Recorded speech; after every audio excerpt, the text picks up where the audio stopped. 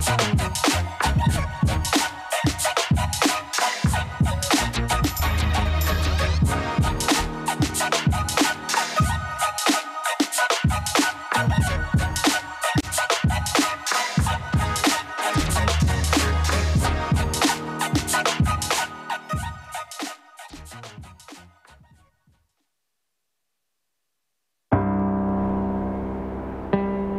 never know where life will lead us or what may hinder us along the way.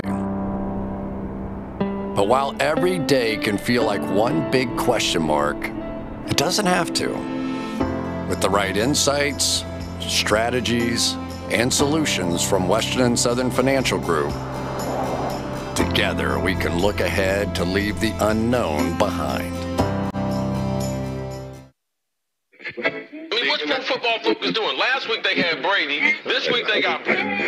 We're literally doing it differently from everybody else. As a matter of fact, moving forward from this point on, I will not make reference to PFF. Ready to get into it? Yeah. All right.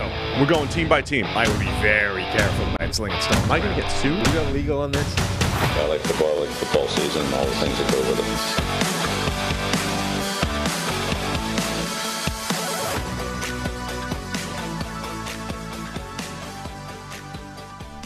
Welcome into the PFF NFL podcast. Steve Palazzolo, Sam Monson. We're live Monday morning, YouTube, and anywhere you listen to your podcasts. It's a great morning, Sam. We're letting the fans get involved here. Mock Draft Monday. Yep. But this is a listener, a viewer mock draft here. We've each done one. So now it's time for the people in the chat box who keep telling us how wrong we are with our mock drafts. It's their turn. That's right. And then we'll, do we get to trash it at the end? Sure. It's jerks. This is the Works worst both mock ways. Worst mock draft ever. You crap on ours, we can crap on yours. Yeah, we'll turn the favor at the end. So yeah, tell your friends. Get in there live. Have your voice heard with this process of voting for the next draft pick. So what we did this last year. A lot of success. A lot of people liked it. The people liked it, and you and I would suggest 4 names. Throw those into a poll, and then let people vote as we talked through the picks. Yeah. So the first, number 1, should be fairly simple. You know, Bryce Young, C.J. Stroud, Anthony Richardson, and then other. Will Levis. Just put He's all not. 4 quarterbacks there. It's just going to be other. It's not going to be Levis. We saw this week, there was breaking news this weekend. Was there? Yeah. What was the breaking news? Jim Irsay, owner of the Indianapolis Colts, tweeted, I'm going to paraphrase because it's okay to paraphrase this type of tweet. Okay. We could do anything on draft day. We could go offense. We could go defense. We could trade up. We could trade down. Yeah. And he had pictures of Anthony Richardson, Bryce Young, C.J. Stroud, and Will Levis. Okay. And the people, again, we're trying to look into, is there a pattern to these pictures? He put Anthony Richardson first. Was it first name alphabetical? No, it wasn't, because it went A, then C, then B. What was the reasoning here? So that was the breaking news. I mean, like when you put in pictures in Twitter, there's like an order, there's an order that it puts them in depending on how you upload them. There's no way that man was like arranging that properly. This is Jim Irsay. No faith in Jim Irsay. No. He definitely does his own tweets there, right? He doesn't have somebody. Oh, definitely. You could tell. There are way too many crazy tweets for it to be like corporate. Yeah, but he could have like some corporate and then some. Give me that password. Well, that's going like in. Conor McGregor's Twitter account, where it's like he tweets and then somebody immediately deletes what he tweeted because you don't get in trouble for that. What Conor meant to say. Yeah, not even that. Just like quick, delete it. So anyway, we're gonna have a fun show today. So we're gonna get into it in just a minute. But first, a reminder that the PFF NFL podcast is sponsored by Western and Southern Financial Group. While you focus on your roster moves and this mock draft, Western and Southern's over there helping advance your money moves, buying your first home, planning to start a family, wondering how to make your money grow. Well, Western and Southern's playbook of life insurance, investment, and retirement solutions helps you rest assured on game day. Team up to understand needs and address goals with a game plan built just for you. Get started at westernsouthern.com/PFF. It's like they're building your draft board for you. They're building that horizontal board for you. You'll know exactly what to do. You just take the best player available over at westernsouthern.com. So go check it out. All right, man, we ready to go? Is Tyler, oh, look at this. They're already ready. Tyler, Mike, everybody's ready. So the Panthers are on the clock. Yep. Let's do this thing. We're going to follow it along, Mock Draft Simulator over at PFF.com. The Carolina Panthers are on the clock. for our viewers, and we've given them the choice of Bryce Young, C.J. Stroud, Anthony Richardson, or other. So go ahead, make your vote. I'm going to cast a vote too. And you'll be able to follow along using PFF's mock draft sim, pff.com/mock. That'll be on the screen the whole time if you're watching on YouTube. If you're listening along, you're not going to have that. Or in fact, the chat box. So, it's more of a by proxy experience for you. It is, but you're listening, and you're listening to what your colleagues are going to come up with. So we've mentioned before, the favorite to go number 1 overall is now Bryce Young. It is no longer C.J. Stroud. Mm-hmm. Is that what we're going to be hearing in less than 2 weeks here, Sam, that Bryce Young is the number 1 overall pick? It's starting to look that way. If you sort of listen to the show all the way back at the Combine, I think it was, Mike Renner was on at the time, and his theory was essentially, we're going to do this big song and dance, we're going to do a big loop, and we're going to talk ourselves into everybody at number 1, and ultimately the NFL is going to come back around to Bryce Young is just the best quarterback. He just is. Like, yes, he's tiny. It's concerning. There's no way around that. It's worrisome, to use Mike's word. But he's the best quarterback. And eventually the NFL will decide that as well, and he will be the guy going number 1 overall. It's starting to look like that's exactly what's happened. We went through a phase of talking ourselves into C.J. Stroud at number 1. We went through a phase of Anthony Richardson's the highest upside. He's the guy to shoot for. And we're going to end up settling on Bryce Young's the safest. He's the best. He just is. His tape is so much better than everybody else's. When in doubt, lean on that. So he goes number 1. You know what I was thinking this week that's really going to happen? No. Just before the draft, Aaron Rodgers news. Like, something's going to happen. Yeah, remember he broke his initial thing like the hour before the draft last time. Yeah. 2 times ago. Schefter's sitting on something. Right. Aaron Rodgers is having second thoughts about going to New York. So Breaking news at 7 o'clock here on Mock, on NFL Draft Night 1. Yeah, the entire pre-draft show was about Aaron Rodgers and would he get traded, and that didn't happen. Now, when he's supposed to get traded, something will happen. He will announce something, and the entire pre-draft show will be about Aaron Rodgers again. All right, well, the pick is in. I think it's pretty straightforward here. Other got 4% of the votes. We got some outsiders in there. Good for Other. But it is Bryce Young with 52% of our viewers' votes. So Bryce Young will be the pick for the Carolina Panthers, according to the viewers of the PFF NFL podcast. That puts the Houston Texans up on the clock. And Sam, so we have to have C.J. Stroud, Anthony Richardson, Will Levis. I would put the 3 quarterbacks and Will Anderson on here for the Texans. There is some smoke. There's some smoke around Will Anderson, right? Wow, how'd you guys do that so fast? Or you just know? You guys just knew. Stroud, Richardson, Levis, or Anderson. There's a little bit of smoke about the Texans because here's what people think we know, that the Texans love Bryce Young. And that throughout this whole process, if it was Stroud first, Young second, Texans are happy. Didn't matter that they won a game later in the season. They were going to take Bryce Young anyway, and they're all good. However, now that the Texans might be in on the Panthers might be in on Bryce Young, the Texans maybe don't love Stroud to the point where maybe they've got pick 12. Maybe they're finagling some other options. How do I get Will Anderson and then get Stroud later or get someone else? What other options are there? So there's a little bit of smoke around that for the Texans. Yeah, well, there's been talk for a while that the Texans might not actually go quarterback at number 2. That had been a thing for ages. And when it first came out, it was kind of like, well, that's ridiculous. Like, how could you not draft a quarterback at number 2?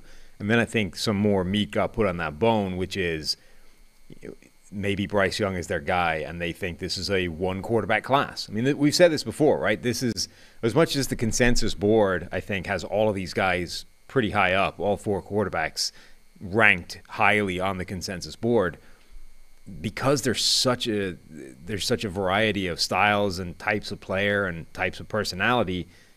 Every NFL team is not going to view this as 4 quarterback strong. It's going to view it as 2 quarterback strong or 1 quarterback strong. And if that guy is gone, what's the point?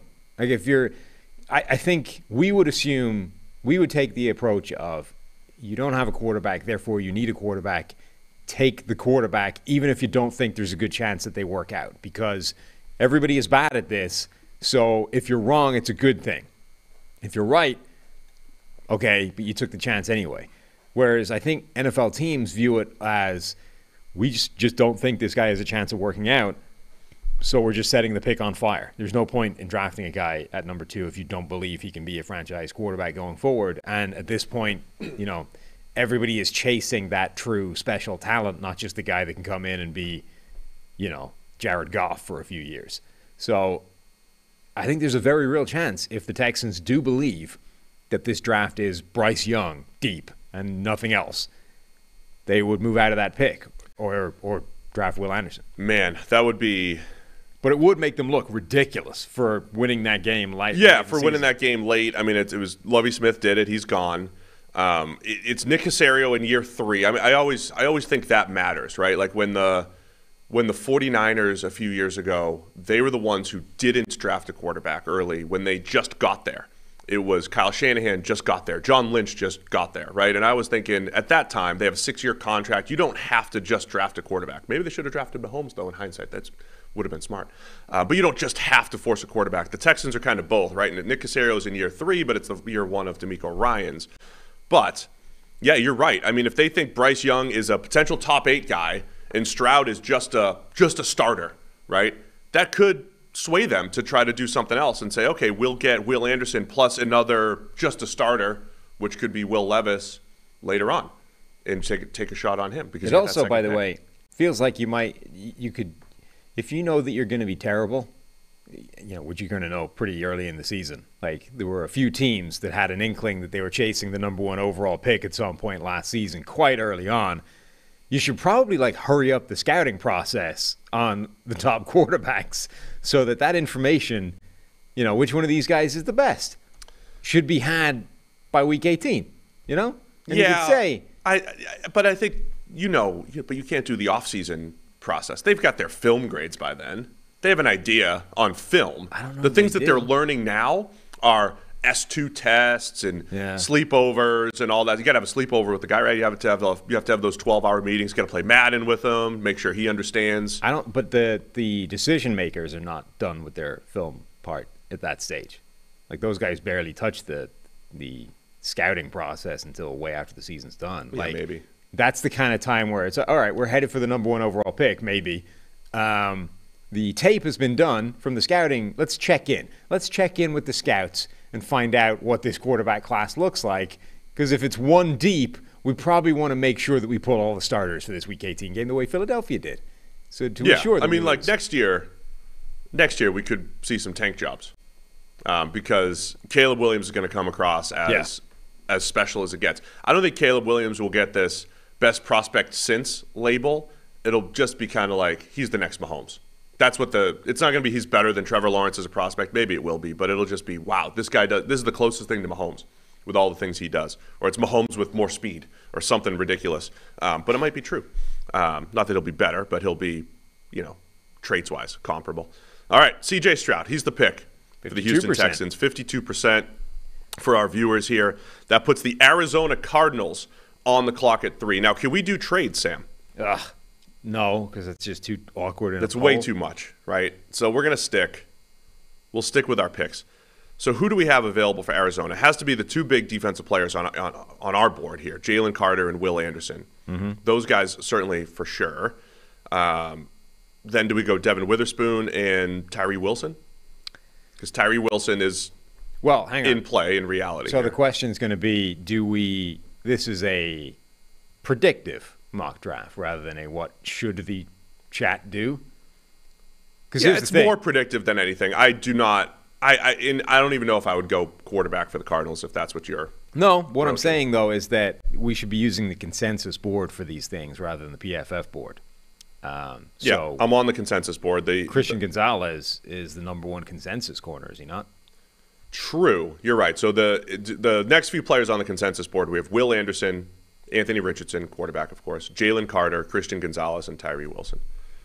So let's do that then. That's fine. Take out Devin Witherspoon. So we'll go Will Anderson, Jalen Carter, Christian Gonzalez, and Tyree Wilson as your 4. And we'll put that up on the clock. Cardinals, what are their needs? Well, everything on the defensive side of the ball, pretty much everything offensively.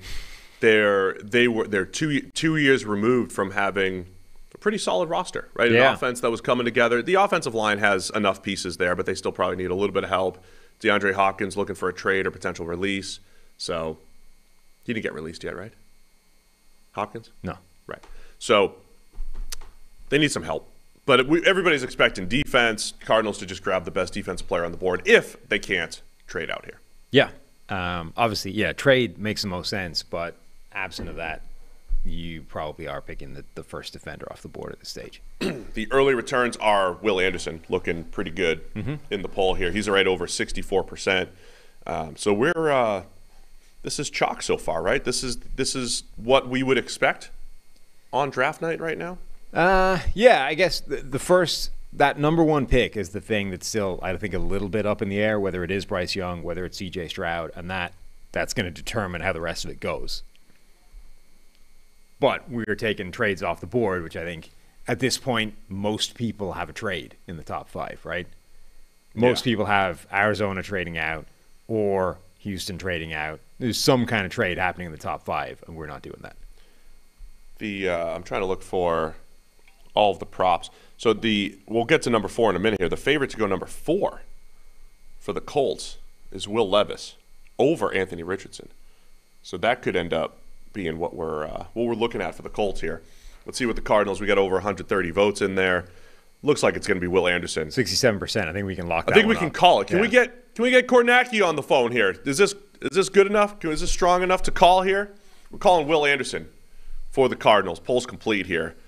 Christian Gonzalez only got 6% of the vote. People don't like taking corners that high. Not we should go back and last year we did see corners go 3 and 4. Derek Stingley and of course Sauce Gardner. So Cardinals go Will Anderson. That puts the Colts up on the clock.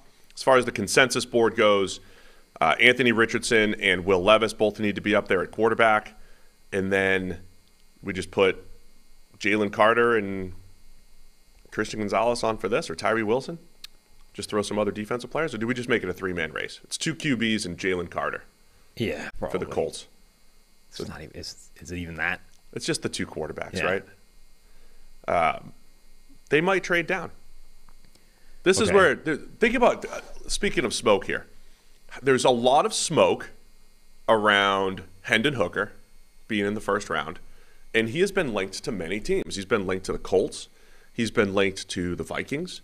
Yeah. And it goes back to like if these teams actually have a top 2 quarterbacks, not a top 4. So there's a big 2 instead of a big 4. Do the Colts and some of these other teams who could draft a quarterback just say, okay, we don't want to take the next tier of quarterback. Or if we're going to take the next tier of quarterback, Hendon Hooker's in there. There's also a lot of people putting Hendon Hooker in their top 3. Yeah. There's more people doing this now. All I'm saying, I'm not saying that means it's true or that means like, all it means is if there are people out here, media land, doing this, some NFL teams are probably doing that too. I don't know if that's true though. This feels like an abnormal draft for people wildly pushing like extreme views on certain players, and it's actually feels like a draft where I think the consensus board is a thing to lean on a lot relative to everything else out there if you want to actually predict what's going to happen. Timo Riska had an article today using Arif Hassan's consensus big board, which apparently is basically 80% capable of predicting any given pick in any year and is stable all the way through the draft. So it's not like it's just good for the top 32 picks and then tails off.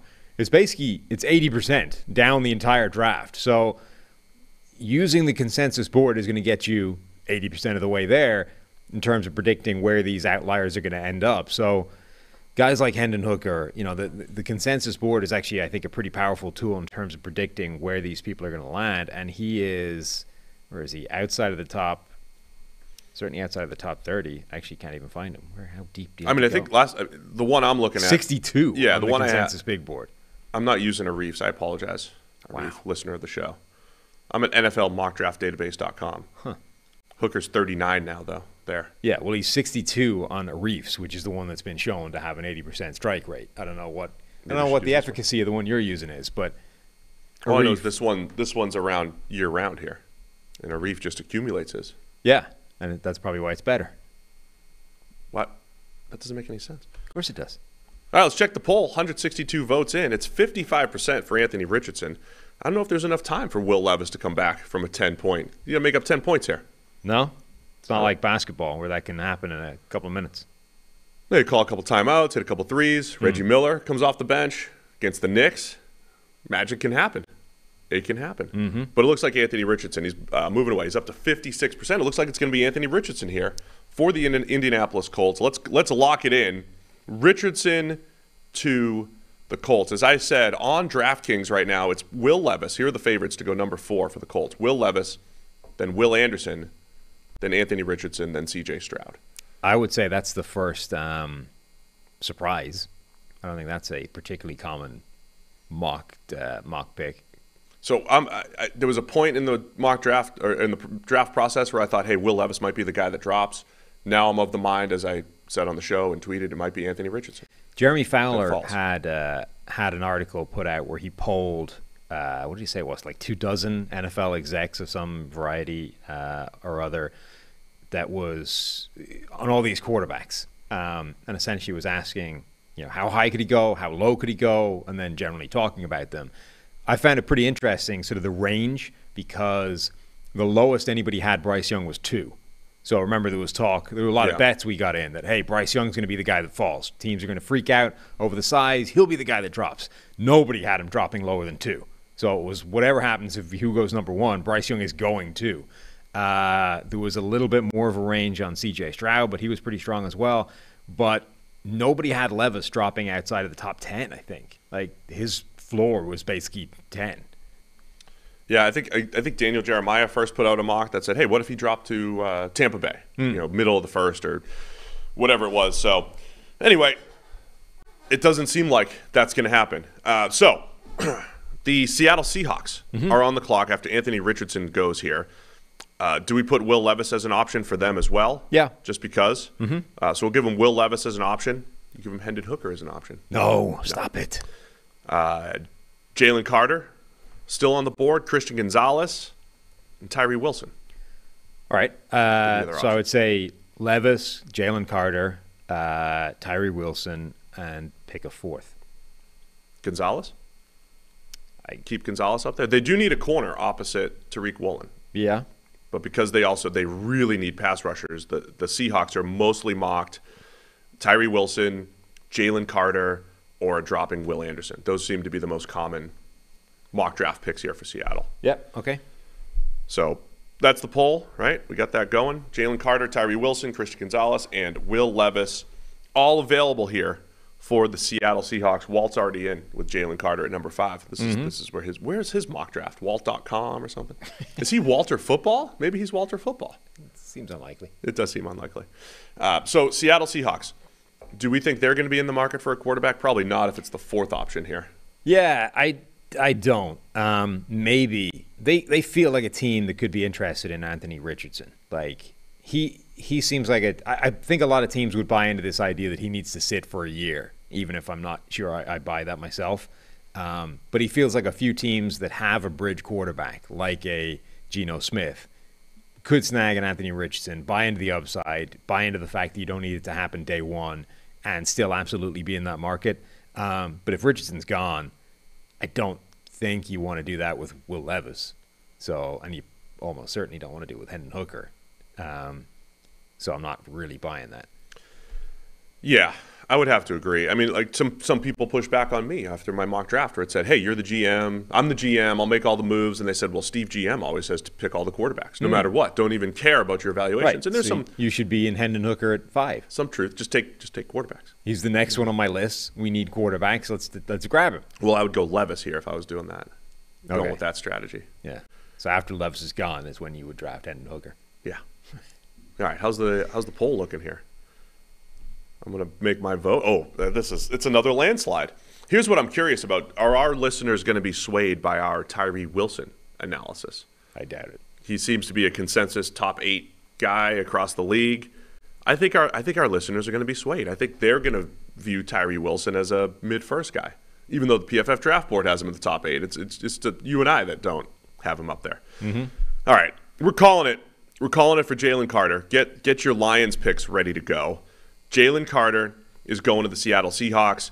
And again, I don't think anything here is surprising. You know, if on draft night it goes Bryce Young, C.J. Stroud, Will Anderson, either Will Levis or Anthony Richardson at 4 for the Colts, and then Jalen Carter to the Seahawks. I mean, at this point, the only surprising thing has been that there have been no trades taking place relative to like expectations. It's because we outlawed them. Right, but in terms of actual picks, this would be reasonable, understandable. All right, that puts the Detroit Lions up on the clock. I think you have to put both corners up there. So Christian Gonzalez and Devin Witherspoon. Do we keep Tyree Wilson up there? Yeah. And the next guy on this is going to be tough to keep track of here, on the consensus board, the next guy up is Peter Skoronski. I think either Skoronski or Levis should be your 4th option. What do you guys think? Do we go? Can't ask the chat to. It's too much of a delay here. Pre-subscribe their own poll. I mean, I don't think Levis is going to be in play here at 6.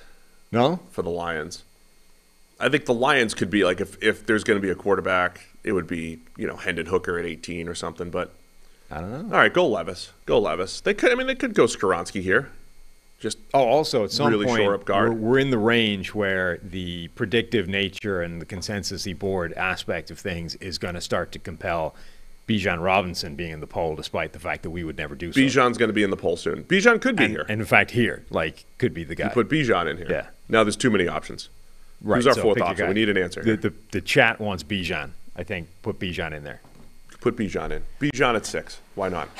I mentioned this before. By the way, we did get an email from someone. I don't know if you read this one. Someone who was. I haven't read the emails for a while. We need to catch up. There are some good bets. We need to scour. There's a few more bets. There's a few people who thought we overlooked them in our the predictions show. We got to go back and give them some love. But there was a guy who criticized our NFL history ability. Our NFL knowledge. History ability knowledge. What the hell are you saying? They said we would reference things in the past and just be way off. Like what? I don't know specifically, but he was. How is that? He was like, I'm a huge fan of 90s and 2000s football, but I am as well. And they were upset that when we would go back and we would just be wrong.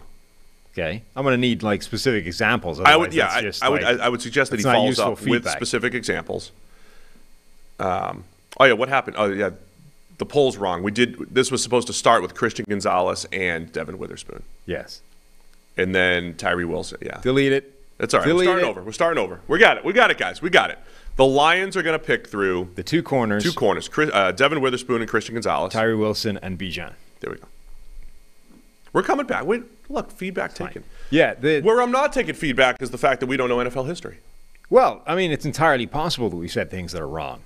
That's true. The memory fails, particularly at our age. But we're going to need examples. You can't just be like, you guys are idiots. You keep saying wrong things. I mean, possible, but I'm going to need to know where we screwed up to address it. As we get closer to the draft, I do love to watch old draft shows.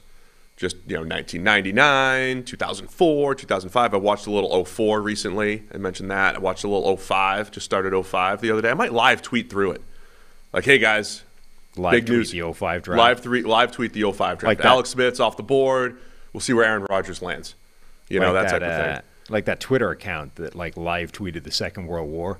Yes, exactly. Literally live, 5 years. We're storming the beaches. Yeah. There's a Patriots account that does that too, like every game from 01. It's like, we just won, all right, good start to the season. Blah, it's blah, like blah. People need a hobby. It's pretty hilarious. A better hobby than that. But I might do that. But in 04, the big news was Steven Jackson was falling.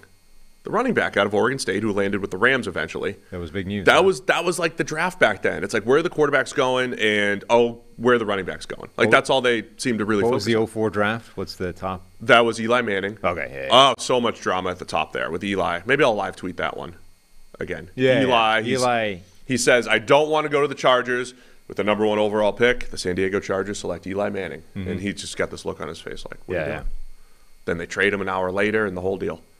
All right, so that's it. Picks in, man.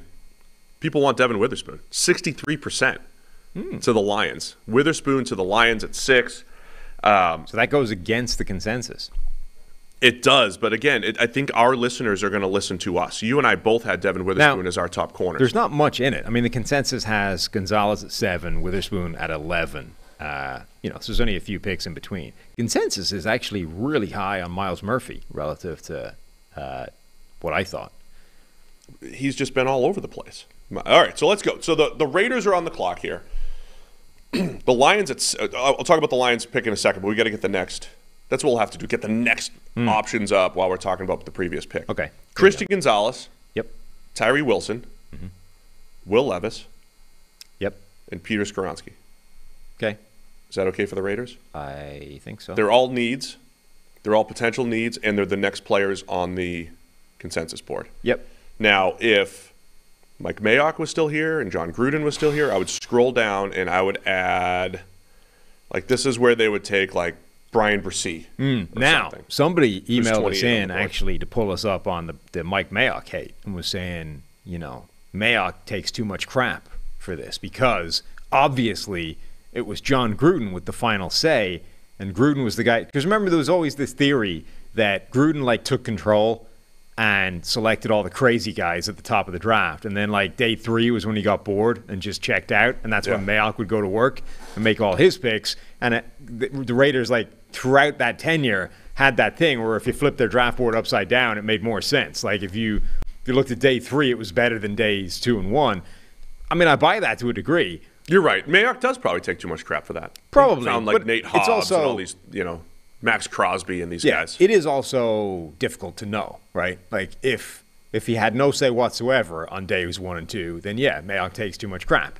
If, however, he was on board and part of the whole drafting terrible players with their first-round picks, then no, he doesn't take too much crap, and he can't rescue his reputation by finding a few gems on day 3. The first-round misses were all egregious because they weren't the Raiders missing all of their first-round picks.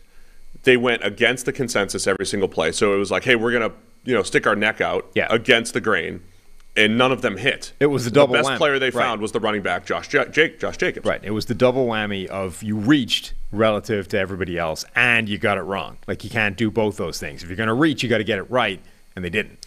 Just to wrap up the Lions analysis here, I think that's my favorite pick for them at 6 now. Witherspoon. Which is Devin Witherspoon. I feel good about him as the best corner. I just like Witherspoon at 6 for the Lions. I think that's the best. I think that's not their best option because you could have a falling Jalen Carter or something like that. But if the draft goes like that, I think Devin Witherspoon, I feel really good about that pick for the Lions. I love Witherspoon's tape. PFF and its various social media guises tweeted out my cornerback rankings in graphic form over the weekend. And obviously Christian Gonzalez is low. And to be fair, Brian Branch is on there. No. They actually did me a solid by stripping Brian Branch out. Oh, so Gonzalez was only 6th, not 7th. Yeah.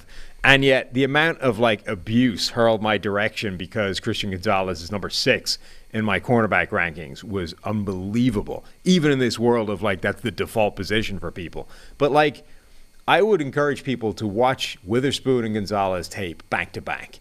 And the difference that those two guys have in actual on-field play is mind-blowing. Now, Gonzalez is a better athlete. He's more prototypical size. He has absolutely sick movement skills. But we are projecting that to becoming a better player in the NFL than he has been in college, which is a huge gamble, particularly at the cornerback position. Who is it? What's the Haley? What's her name? The girl that Matthew Collar hired for Purple Daily. She had, I need to find out her name because I need to give her credit for this, but she had an article that kind of looked at PFF college grade, coverage grade, and then NFL grade and how that projects. And there's Sauce Gardner's the only player that's improved from one to the other. So by definition right now, we are saying for Christian Gonzalez to be the number 1 corner in this draft, either all cornerbacks suck this year or Gonzalez needs to be a better NFL player than he was in college. And right now there's one guy in a run of several years that's ever done that. And it was Sauce Gardner, who went from elite to even more elite at the next level. So my point with Gonzalez all the way along has simply been that this is a much bigger projection than people are giving it credit for. And if you think it through a second, you'll discover that should be concerning. Coverage grade is one way of looking at it. I've got way more data points in there as well, and I will back Haley that English. up. Haley English? Yeah. Yes. So good job, Haley. That's great. And I'll back that up and say I've got Gonzalez in about the 60-something percentile. That's about we'll call that a 13% hit rate, whereas I have Witherspoon, who officially broke into the 90th percentile in the model after some recent changes, and that's about a 41% hit rate. So we're going to go from 12% Gonzalez, 41% for Devin Witherspoon. Okay, so 6 out of 34. We got to let this poll keep going. It's close here for the 6 Raiders. out of 34 first and second round cornerbacks since 2019 had one NFL season, just one, where they improved on their college coverage grade, one of which was Sauce Gardner, who obviously has had 1 year. Interesting. So essentially, if you're banking on a guy being a better cover corner in the NFL than he was in college, That's a good way of looking at that's it. Yeah. quite scary. And that's exactly what people are doing with Christian Gonzalez, because at best, at the college level, he's been above average. That's actually one of the things I'm going to go back and look at right now. Of the players who improved, that's what I'm going to do this week. Of the players who improved, were they all traits guys? Right. Were they all great athletes and everything, right? Like the easiest one would be like Tariq Woolen would be the easiest. He got so much better in 1 year in the NFL than he did at any point in college, and you would immediately point to, of course, he's the longest and fastest and quickest corner we've ever seen in life. Of course he got better. But is there some like TJ Edwards, terrible athlete at linebacker who just got, is better at the NFL level? Just looking at the list now, they all have at least good traits. Yeah, and so again, what I've studied, if you are going to bet on traits at certain positions, corner is one of them. If you're going to bet on traits, at least equivalent to production, so that's where Christian Gonzalez might have an advantage. The only one, by the way, the poll's close, by the way. It's Levis 33%, Gonzalez is 32%. I want to let this ride. We need an answer here. Levis just grabbed a point. The only one of those corners, by the way, that took the kind of jump that would that would justify the Christian Gonzalez being the number one consensus corner, in my opinion, is Tyson Campbell, who went from a 73.6, so a little bit better than Gonzalez has been, but in the same kind of ballpark, to this borderline all-pro season of 81.2 coverage grade. Like, that's the kind of jump we're talking about. That's the jump people are envisaging for Gonzalez. Yeah, so here's what we're going to do. We've got a suggestion in the chat. I want to circle back to that discussion. Hold it for a second. Like, this is election night type of stuff here. We got it's now tied. It's now tied, Will Levis and Christian Gonzalez. We need a new poll. We need a runoff between Will Levis and Christian Gonzalez. New poll, Will Levis versus Christian Gonzalez, straight up. It was too close to call. This is like when we go to the dude, who's the John, whatever his name is. He dives into the specific. Let's go into the counties. Yeah, we got Walt that's County over here. I don't know. He wants us to trade and do all this other stuff. We got some other people. So now it's straight up Levis versus Gonzalez. Get in there, make your votes, and the Raiders pick is coming up here. The one thing I would say to Haley to change that, so she's doing it like the season level. We know coverage grades are. She did one season in the NFL against college career grade. Okay, is what she's doing. That's what that was anyway. Which I don't think she probably has access to, but she seems to. Okay. All right. Well, that's cool. I would just the one season stuff, because we know it's volatile and all that stuff. But it's just when you have an extreme data point, like only 6 have improved it. Right. I think that's pretty telling. So that's interesting. Yeah. All right. So we have a runoff here with the Raiders, and we got Levis with an early lead at 53%. We'll give it a couple more minutes here with the Raiders on the clock, and coming up at number 8 is going to be the Atlanta Falcons. Are we going to give them Will Levis if he's still available? Is he an option here for the Falcons at 8? I saw, Levis has the weird things of the mayo and the coffee, which turns out was sort of more of a joke than it was a thing. But I saw a video, and he supposedly had a thing where he eats bananas with the skin on them, right? Now, bananas are evil just from people eating bananas is already a red flag to me. Those things are disgusting. They're evil. I can't understand how people can eat a banana. They have this furry texture that freaks the hell out of me. Anyway, I saw a video of him staring, eyes locked on the camera, just eating a banana without peeling it. Just like the whole thing, start to finish. And that's not right. That shouldn't happen, and that's concerning. That was no like, hey, I did this once for a joke. That's like, I'm going to stare you down and eat this banana with the skin on it. Can't have that. for my starting quarterback. You get a lot of pushback on the banana takes here, Sam.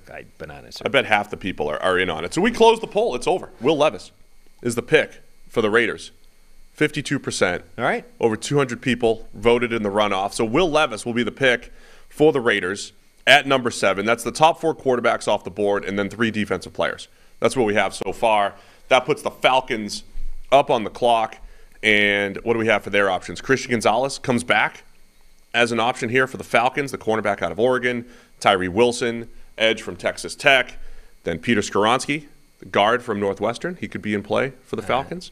And Bijan, look at you calling him a guard right out there. Oh, yeah, I did. You're buying into Tackle propaganda. Guard. Tackle guard. And then Bijan. Yeah. Bijan's got to be on this poll at this All right, point. put Bijan on there as the 4th. So Skoronski, Bijan, Christian Gonzalez, and Tyree Wilson all on the board for the Falcons here at number 8. So this is where I think Tyree Wilson's he's gonna go. This is where our listeners, as much as they might be swayed by our analysis, that they're influenced by us, they're going to be more influenced by the public sentiment that Tyree Wilson can't drop below 8 for the Atlanta Falcons because he's got 34-inch arms, really produced last year, breakout season in the Big 12, unlimited pass rushing potential. They're going to see Tyree Wilson here. That's my guess. Yeah, it's and looking like that. That's where the early returns are. Early returns, absolutely. Early returns are Tyree Wilson in the viewer mock here. Mm-hmm. I think, to me, the safest player is Skoronski. If you want safe. Safest player is Skoronski. As far as getting value for the pick, even though he's a potential guard. I don't love this spot, though. I don't like these options. No, this was like my mock. This was the spot that I was most unenthused with. Is I got to number 8. Atlanta was up. I'd made a couple of moves already, and you're like, I don't like any of the options here. And because you don't like any of the options there, it's difficult to imagine a trade in this scenario. Like nobody's trading up for any of these guys, right? Of these players, though, even with your Christian Gonzalez hate, here's how I would try to influence you, right? Not only would the payoff of hitting on a corner be better than hitting on Tyree Wilson at edge, Peter Skoronski at guard for the Falcons, and Bijan Robinson at running back, but Christian Gonzalez at corner, even though my model doesn't love him overall because of his production, if you're betting on a corner, I'm telling you, it is traits-wise, because you can look at 90th percentile workout warriors, and they have similar hit rates to 90th percentile model players overall. So Gonzalez is in the 90th percentile for the combine. So all those movement skills, everything that Dane Brugler talked about on our show last week, go listen to the Dane show. Dane talked about getting all the feels when he was watching Christian Gonzalez play, loved his movement, he's young, still developing, all these different things. You could talk me into Christian Gonzalez just because of that, even though the on-field production isn't there just yet. Yeah, I think that's true. Look, somebody brought up the idea when they were hurling abuse in my general direction is, there's no way Christian Gonzalez will be a better or worse NFL corner than Emmanuel Forbes, right? Because Forbes, at that size, 166 pounds, he simply can't be elite at the next level. You're like, okay, I can kind of buy that as an argument that Forbes has limitations that mean he cannot be an elite level NFL corner. But I would simply argue that you're probably setting your bar, either you're setting your bar too high in terms of expectations. Like the chances are none of these guys will be elite NFL corners because that's the strike rate of the draft. Like you tend not to find those guys. But should you be looking for that to the exclusion of safety, right? My opinion would be Forbes has a better chance to be a good player than Christian Gonzalez, but Gonzalez probably does have the higher upside because he has the prototypical size, movement skills, all those kinds of things. So if you're saying, I am looking for the guy that has the high ceiling and can become an elite player, then yeah, Christian Gonzalez will shoot up your board and might be the top guy because he's got the best composite of that. But if you're taking a kind of more realistic baseline and saying, look, chances are none of these guys are Sauce Gardner. I'm going to look at the guys who are most likely to be like useful contributors. That would start with Devin Witherspoon, and it would push guys like Emmanuel Forbes higher than Christian Gonzalez because we've seen better play from him. I mean, if you're looking for an elite corner, you would just call me and hire me with my draft model because 100% of elite corners were 90th percentile players in my model. So it's the only place to find them. Tyree Wilson's the pick here for the Atlanta Falcons. At number 8, the viewers are going Tyree Wilson. So this happens every year. Same guy's going to be on the poll for the next pick here. The Falcons have been looking for edge defenders everywhere. They're potentially getting their guy here in Tyree Wilson. The Bears are on the clock, so we know we're going to have Peter Skoronski. Yep. Once again, we should have Christian Gonzalez once again on the poll. We should have Bijan on the poll. Bijan for the Bears. And I would say, so you could go Paris Johnson based off the consensus board. I would say Jackson Smith and Jigba, though, as an option. We've talked about this they should go receiver option here, don't you think? That they could go receiver. They could. He's 12th on the consensus board, right behind his teammate Paris Johnson from Ohio State. I would say Jackson Smith and Jigba is the 4th. Interestingly, according to Arif's consensus board, which, as we discussed, is better than whatever thing you're using. Why would it be better? Because we've got verifiable data on this one. You're just, who knows what your one does? Could be anything. Arif's could be anything. It isn't. We've seen it. It's got backed up, provable historical data. The data science guys have run the rule over it and said it's good. It's got the analytics thumbs up. That's all I need. They should use this one. It still has Jordan Addison above Jackson Smith and Jigba. Oh, yeah, that's definitely right. 17 and 18. Admittedly, they're like one after the other, but this one has Addison as 20, and because this one's dynamic, it says Addison's peak was 12. Because it's dynamic.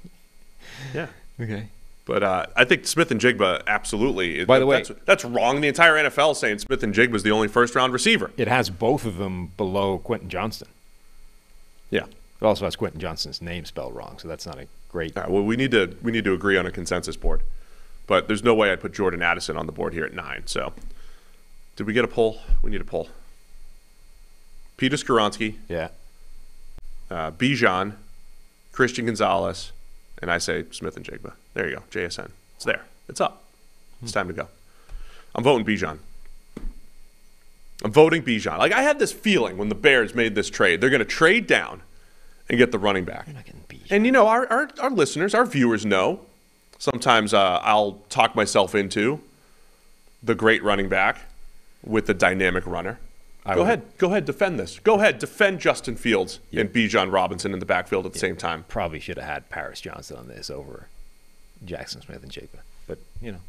Oh shoot, yeah, they need a tackle over a guard, right? Is that what we've determined? I mean, probably, but you've got you lumping. We can do write-in votes if enough people write it in. If enough people want Paris Johnson, I'll count him myself. Paris Johnson, PJJ. All right, can we stop with the PJJ, Paris Johnson Jr.? Can we stop with the abbreviations until they're mainstream?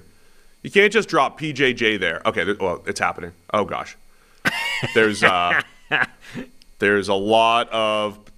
I just tricked you into more engagement. How many? Just tricked you into making the YouTube algorithm like us more. You volunteering to do it. How many are there? Hey, did you count them up? 96. What do we got? 104. 122. That's quite a lot of one Paris. For Jahmyr Gibbs. Yeah. 150. Let's see what the real poll says. Nobody even won. The real poll says Peter Skoronski, but we're going to overrule. That's 249 votes. 60% of that, off the top of my head, Paris Johnson. Looks like a write-in vote for Paris Johnson is the winner. Yeah, you don't often see that. You don't often see that. I was glad we look at that. They rocked the vote. They did it. I mean, they rallied the troops. That's democracy in action. That is. That's how you do it. So, poll's wrong. Yeah. Paris Johnson Jr. Run that same poll maybe for the Eagles. Paris Johnson Jr., PJJ, as everybody seems to know, is the pick here for the Bears. He'll jump in and start at right tackle for them. I don't hate that. No. Maybe maybe sense. Left tackle if they want to move Braxton Jones on the other side. Though I wouldn't. I think he's earned a shot to see if he can improve year Agree. two where he gets to. So Paris Johnson, he's the pick for the Bears at 9. That puts the Eagles up on the clock at 10. All right, who are we looking at here? Well, you and I have given them Brian Branch on multiple occasions, admittedly possibly in 2 different spots, depending on which first-round pick we gave him. I wouldn't even add him here. He's number 20 on the consensus big board. 24 on mine. The correct consensus big board. What? Go ahead. Do you put Christian Gonzalez and Skoronski on this one too? For the Eagles? I mean, Skoronski would make sense. if they need a project guard. him, if they project him in at guard, that would be quite an Eagles pick to continue to future-proof that offensive Or line. future tackle. I think that makes some sense. Bijan. Bijan, because everybody wants that. Yeah. And who's the next? You got to have some sort of like Miles Murphy, power edge. Miles Murphy's at Murphy is 15. number 10 on this consensus board. Arif doesn't have enough data. We've given them Kalijah Cansey a lot. He's a lot lower on this consensus board, 32. I mean, if people want to write in Canty, we'll let them do that too. But I don't know Sure. if there's enough steam there. So this is where the draft gets really difficult, because as the board veers, you want to have an 8-person poll, but we can't do that, right? We're tapped out at 4. People are saying Drew says you're wasting slots by putting Bijan on there. Maybe our listeners wouldn't take Bijan, and we just shouldn't do that. That's a lot of people. I mean, they did Bijan just to the draft Eagles. Tyree Wilson. Every draft I did, people were telling me that Bijan's going to the Eagles. Nolan Smith. Yeah, you got to have Bijan there. All right, so Skoronski, Christian Gonzalez, Bijan, and People want Cansey over Cansey, Murphy. Nolan Smith, Miles Murphy. Yeah, one of people those want guys. Cansey. All right, Kalijah Cansey, put him up there as an option. Let's go. Let's see what the Eagles are going to do here. What would you do? I would take would I? I would be between Cansey and Skoronski from this pairing. I think I would go Skoronski. I think I probably would at this point, simply because I would like my chances of maybe snagging Cansey lower down, and I could be tempted into going after that later. I mean, early returns, 143 votes in. We got Bijan Robinson well into the lead. People were complaining about Bijan being on the poll. He's leading it right now. Only one person complained. Just No, shows. multiple people. Oh, really? They Yep. said, forget. Well, Bijan's going to be off the list from now on, because he might be the Skoronski's coming back. We might have a Bijan Skoronski runoff here for the Eagles. This is like those amusement arcade games with the horse races, Or it's Yeah. like, place your bet, and then the Bijan's out to a big lead, and Right. then Skoronski's catching up. Bijan doesn't have that breakaway speed. That is one of the knocks. yeah, just like Barry Sanders. Yeah. You can only make it 80 yards. Doesn't have that breakaway speed. Do we jump right to a runoff here? More interaction. Yeah, it's starting to look like that. Gonzalez and Cansey are gone. Let's wrap it up. Bijan Let's and wrap it up. Skoronski. Bijan, Skoronski. It's a runoff, one-on-one. Bijan Robinson versus Peter Skoronski. Let's see. What are the Eagles going to do? Listen, when we post this mock, everybody's going to – there's no way Howie would draft a running back there. But I'll say the same thing I said about Fields. I'm intrigued by Bijan and Hurts in the backfield. Mm-hmm. Aren't you intrigued by that? Sure. I'm still taking Skoronski, though. I think it would be insane.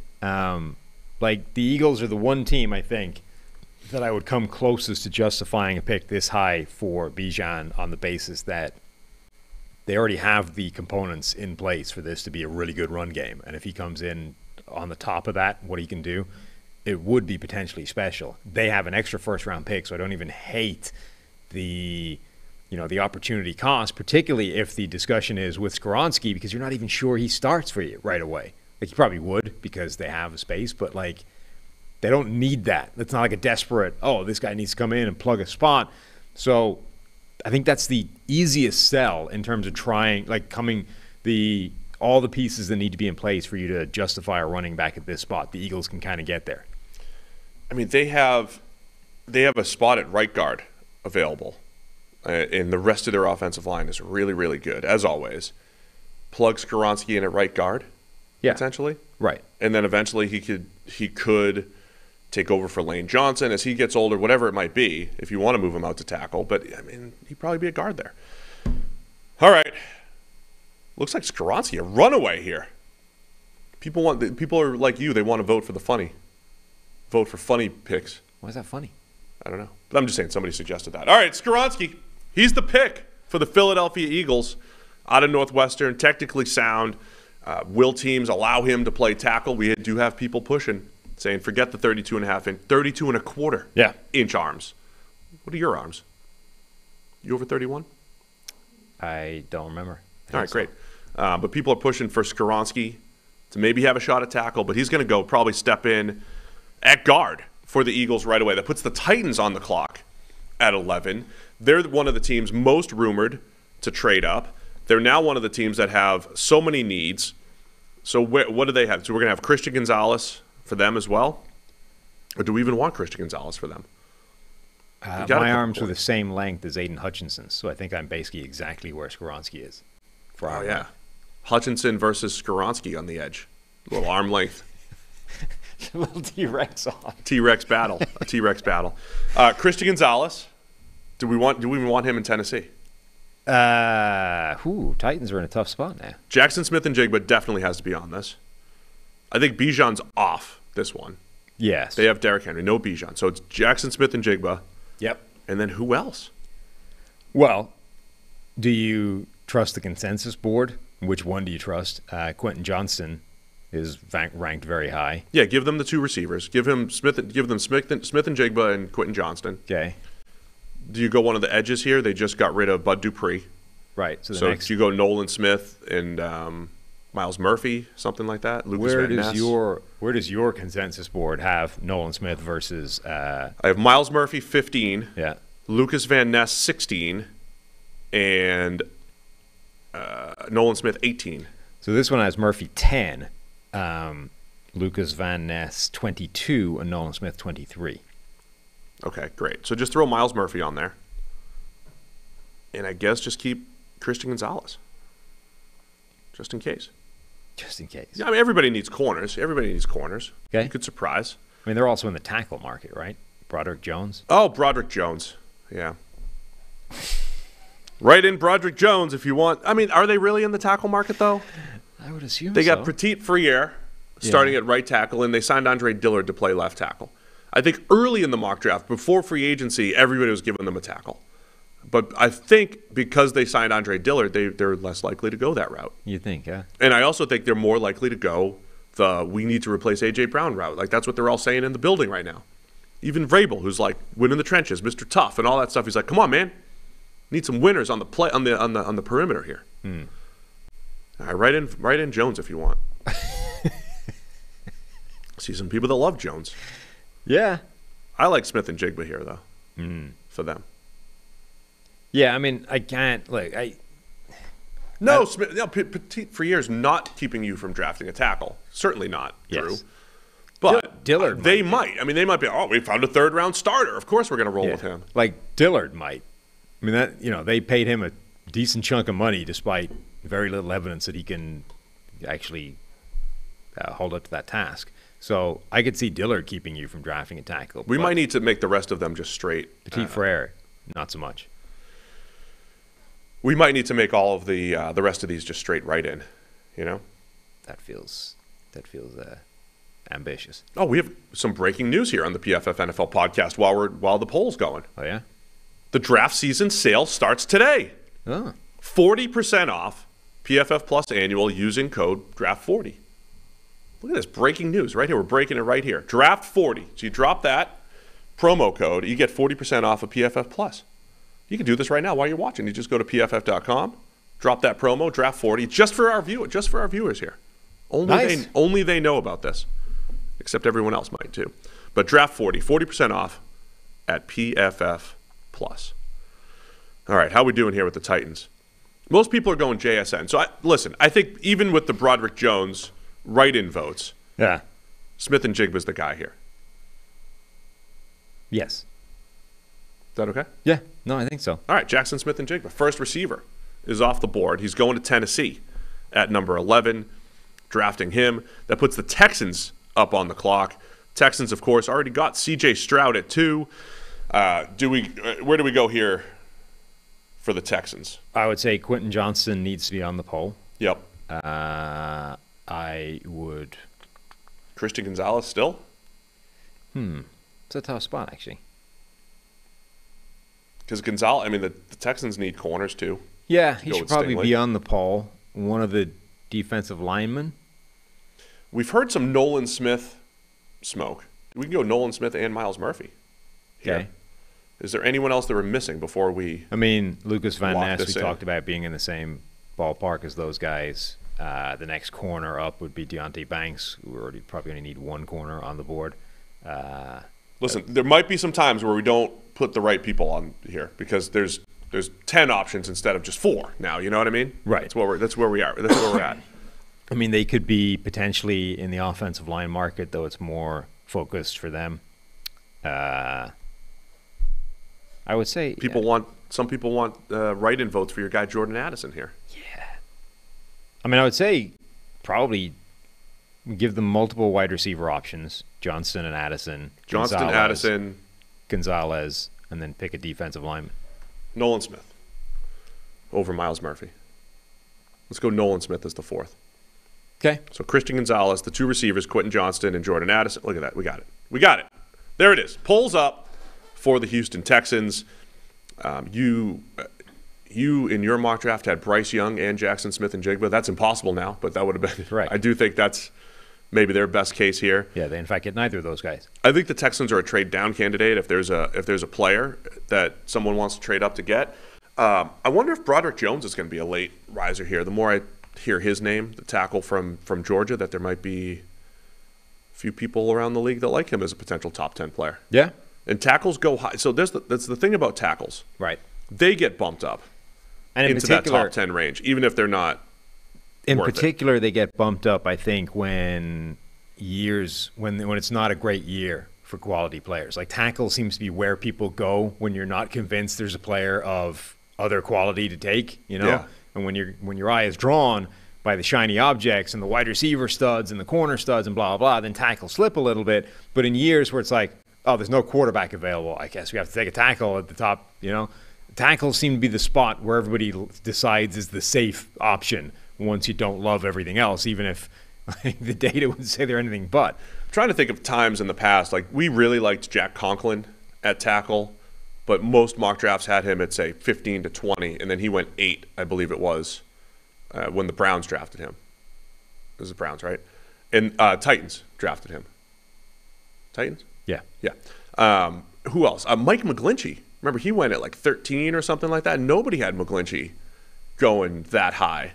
And that was a surprise, I think, late. And I'm trying to just remember these times when tackles went way higher than expected. This poll's close, man. Not only are there people upset that we don't have Broderick Jones on there, they're upset that we don't have Miles Murphy on there. This might be the closest one. But it's still close. Quentin Johnston, Nolan Smith, both at 30%. We got Christian Gonzalez at 22%. Jordan Addison's up there as well, as in the double digits.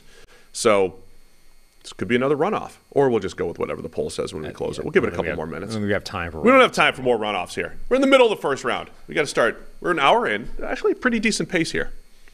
Pretty decent pace. By the way, it's 10 a.m. right now. In an hour, you know what's happening? No. Third Monday in April, 11 a.m. Mm-hmm. Patriots Day. Happy Patriots Day. What? It's Marathon Monday up in Boston. Patriots Day? The Red Sox will start at 11 a.m., unless they've changed this on me. 11 a.m., third Monday in April, Fenway Park.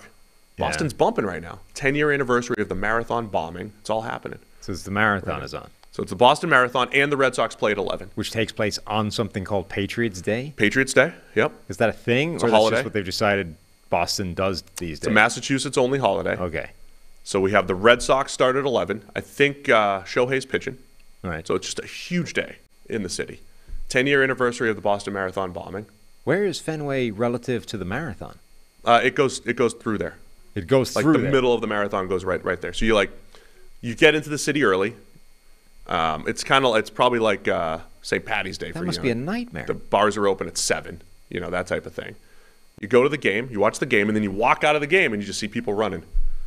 So the marathon kicks off at noon. You don't walk out into the marathon. You're not dumped out into the circuit. No, you walk out onto the side. Okay. Oh yeah, I mean it's a mess. Yeah. There's a lot. It's a mass of humanity. Sounds like a disaster. But it's a lot of fun. It's a lot of fun. Fun day. All right, let's close the poll. Whenever we close it, it's Quentin Johnston or Nolan Smith here. No runoffs for this. And as we close the poll, the answer is Quentin Johnston at 30%, 1 point above. That one was close. That Nolan bounced Smith. either way. All right, so there we go. I wonder if any of our guys are going. Is anybody going to Fenway right now? Is anybody off to watch the marathon? It's possible. There could be some crossover there. Quentin Johnston going to Houston. So we have a weapon for C.J. Stroud. Yeah. In Houston. It puts the Jets up on the clock. Now, Broderick, oh man, look at this. What do we do with Christian Gonzalez here? I mean, what do we do with him? Do we just keep rolling him into the I mean, the Jets probably aren't interested. I wouldn't have him on the poll. Let's not put him up there for the Jets. I think the Jets could go Miles Murphy, Nolan Smith, and then Broderick Jones at tackle, and anyone else. So Quentin Johnston's going to Houston. With the other tackle? Darnell Wright? Right. You put 2 tackles on there. So let's do 2 tackles, 2 edges. Is that too short-sighted here? No. For the Jets? I think that's reasonable. So it's, did we get that?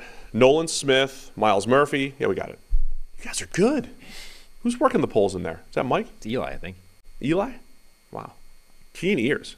So Jets are on the clock. This pick's definitely not being traded for Aaron Rodgers, right?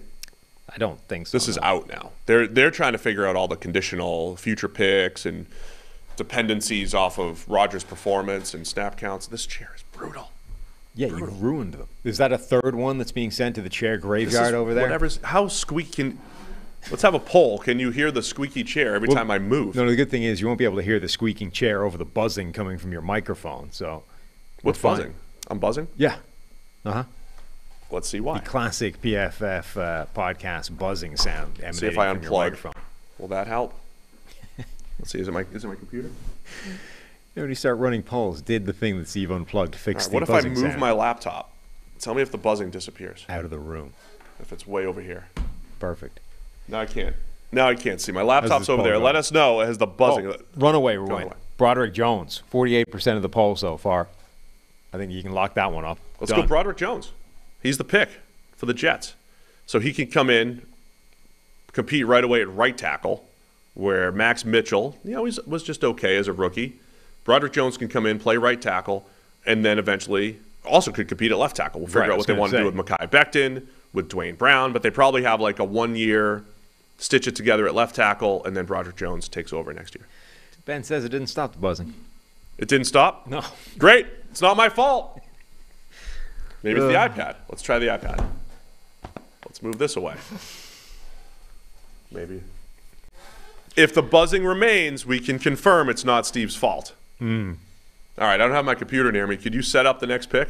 What's happening here? Let me just check it out. Who's even on the clock? Patriots. Patriots are on the clock. Give them the 2 corners. Christian Gonzalez, Deontay Banks. And Joey Porter Jr. And Joey Porter Jr. Okay, so who's their 4th? And one of the edges, even though they don't need edge. Lucas Van Ness is a very Patriots player. Or Jordan Addison. They're not drafting Give him a receiver. They're not drafting a receiver. They're scouting all the receivers. They're not drafting. How would you feel if the Patriots drafted your top receiver, Jordan Addison? Very upset. Yeah. Yeah. Very, very. If your evaluations match theirs? Right. That would be bad. I would feel bad about that. I don't think they want to draft Isaac Bruce. You don't know. No, certainly not. Okay, so Gonzalez, Deontay Banks, Joey Porter Jr., and the 4th. Who? A lot of people want Zay Flowers. Zay Flowers at 14. That I would feel a lot better about. Who cares? Put Zay Flowers. Put Zay Flowers in there. Patriots. Zay Flowers. I'd feel a lot better about that. Patriots have drafted a receiver. Yes. And if we're like that, I would feel great about based off my evaluation of Zay Flowers and the Patriots' evaluation of wide receivers generally in the draft.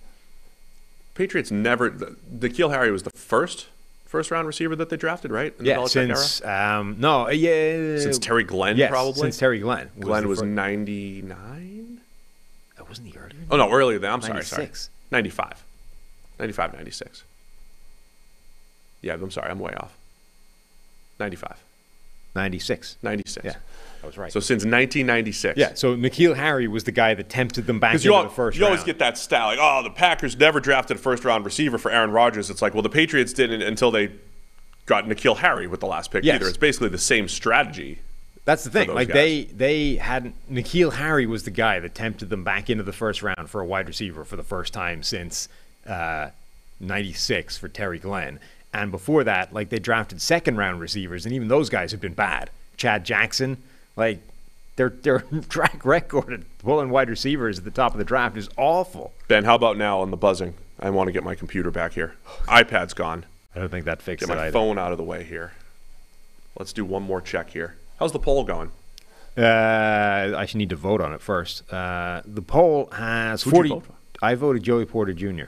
The poll has 42% with Christian Gonzalez, so a runaway lead at the moment would take a lot for a 10% swing. This could happen. right? Because Christian Gonzalez wasn't a lock at any of those previous places. Once Devin Witherspoon's off the board, I don't know if the NFL values corners the same way we value them or look at them from a position standpoint. This is absolutely possible where the Patriots, who have a decent corner need, or at least would make use of all these guys, have this option of Christian Gonzalez, Deontay Banks, or Joey Porter. Yeah. I also don't think it would take a lot to convince you that, yes, the traits are great. However, the tape is not on Christian Gonzalez. Therefore, we can be a little bit scared of that, at least to the point we're only on pick number 14. It's not like the guy's dropped out of the first round or anything. Still buzzing. It's not my fault. Taking my stuff back here. I feel like those are not necessarily connected statements. It's not my fault. It must be my microphone. It's something. Christian Gonzalez looks like he's the pick, though, for the New England Patriots. Gonzalez goes to New England, and that puts the Packers up on the clock. So what did we have? Where's Broderick Jones is low on our board. Kincaid has to be in this. All right, add Kincaid. Christian Gonzalez, finally done from a polling standpoint. How about, I think Miles Murphy and Nolan Smith are both good here? For the Packers? Sure. Kincaid, because you love him. Yep. And where else would you look here? Could go Brian Branch. They could go Darnell Wright at tackle. They could go. I mean, they could be in the wide receiver market. Which receiver? I mean, give them Addison. I would have Addison there. Other people might have Zay Flowers, but the consensus why don't we go, board backs me up. Let's go Miles Murphy, Nolan Smith, and then Jordan Addison, Dalton Kincaid. Okay. Yeah, let's do that for the Packers. I think the people are going to listen to you. I think they like your Kincaid pick. Kincaid pick is good. I love that pick. The tight end hit rate in the first round is not it's not good. It isn't. It's not good, and generally there hasn't been a great track record at like even identifying who the best tight ends are going to be. I think there's more involved in that than the simple. Number one, there's a really small number of tight ends coming out in any given year that are even vaguely capable, right? So tight end might be the position that suffered the most in this spreadification of the college football world.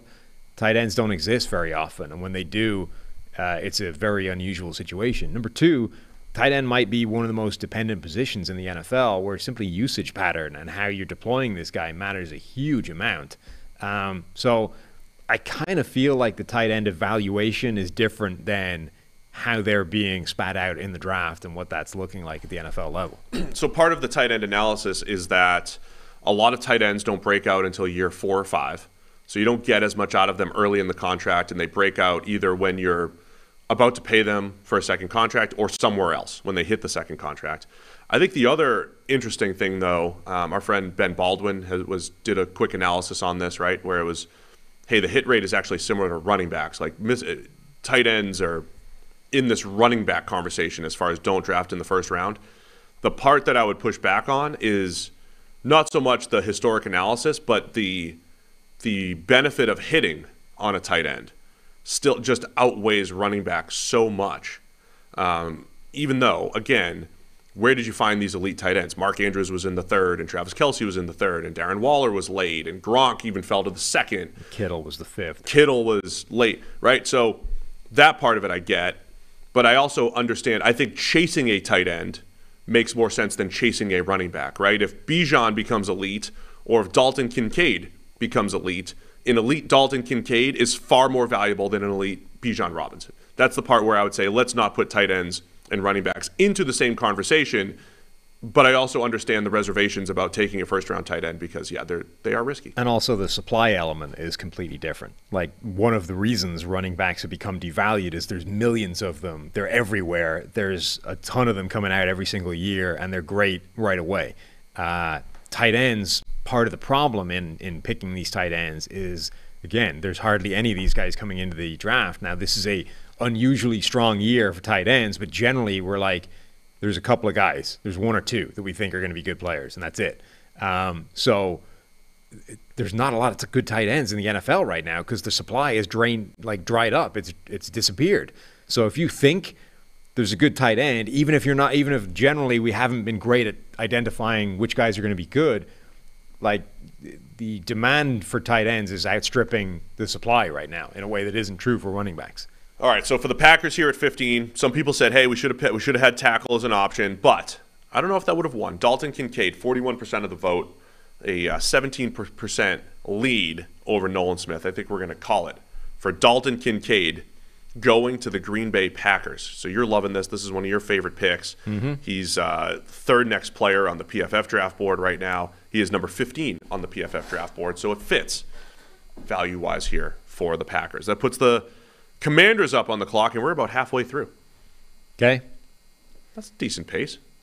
Decent pace. Halfway through. Who do we have on the list here for the Commanders? Corners? Deonte Banks can be up there. Joey Porter Jr. can be up there. I think a lot of people are giving them tackles. Yep. Darnell Wright could be on there.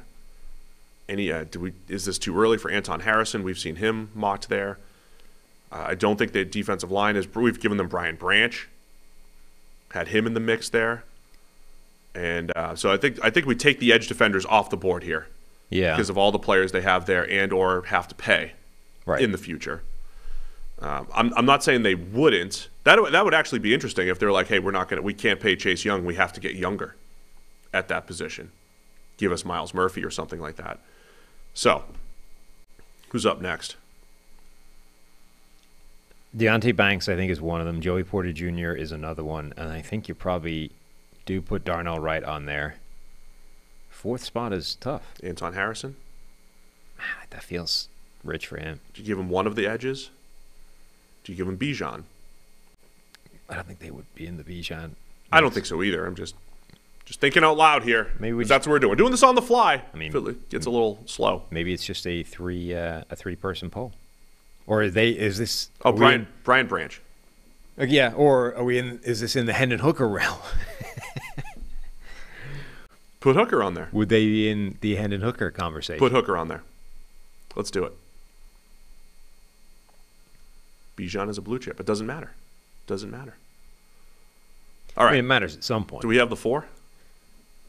There we go. Deonte Banks, Joey Porter Jr., Darnell Wright, Hendon Hooker. I mean, I don't love this spot. No. I don't love this spot. This is where I want to trade down a million times. Mm-hmm. Dane Brugler says Bijan here. I don't know. They got Brian Robinson there.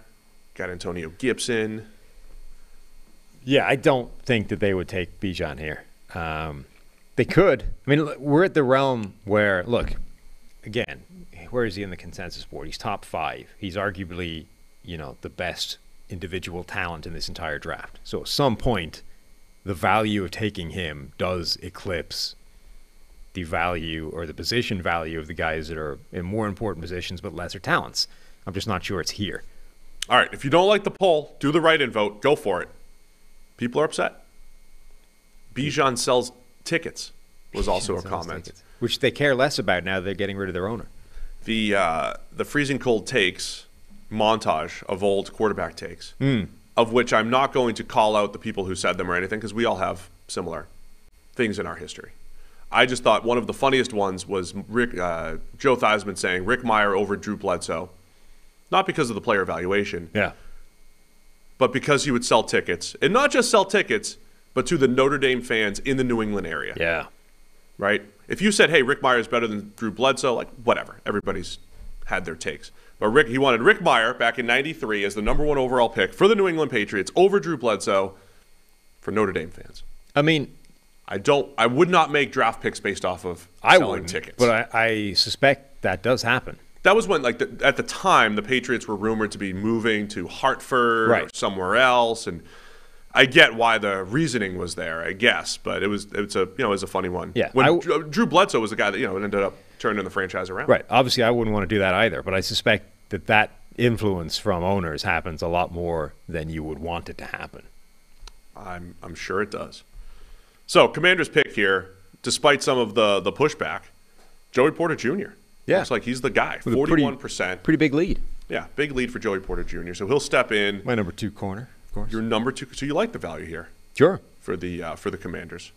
I'd be happy with that. Joey Porter Jr. going number 16 to the Washington Commanders. Now, that makes Steelers fans upset.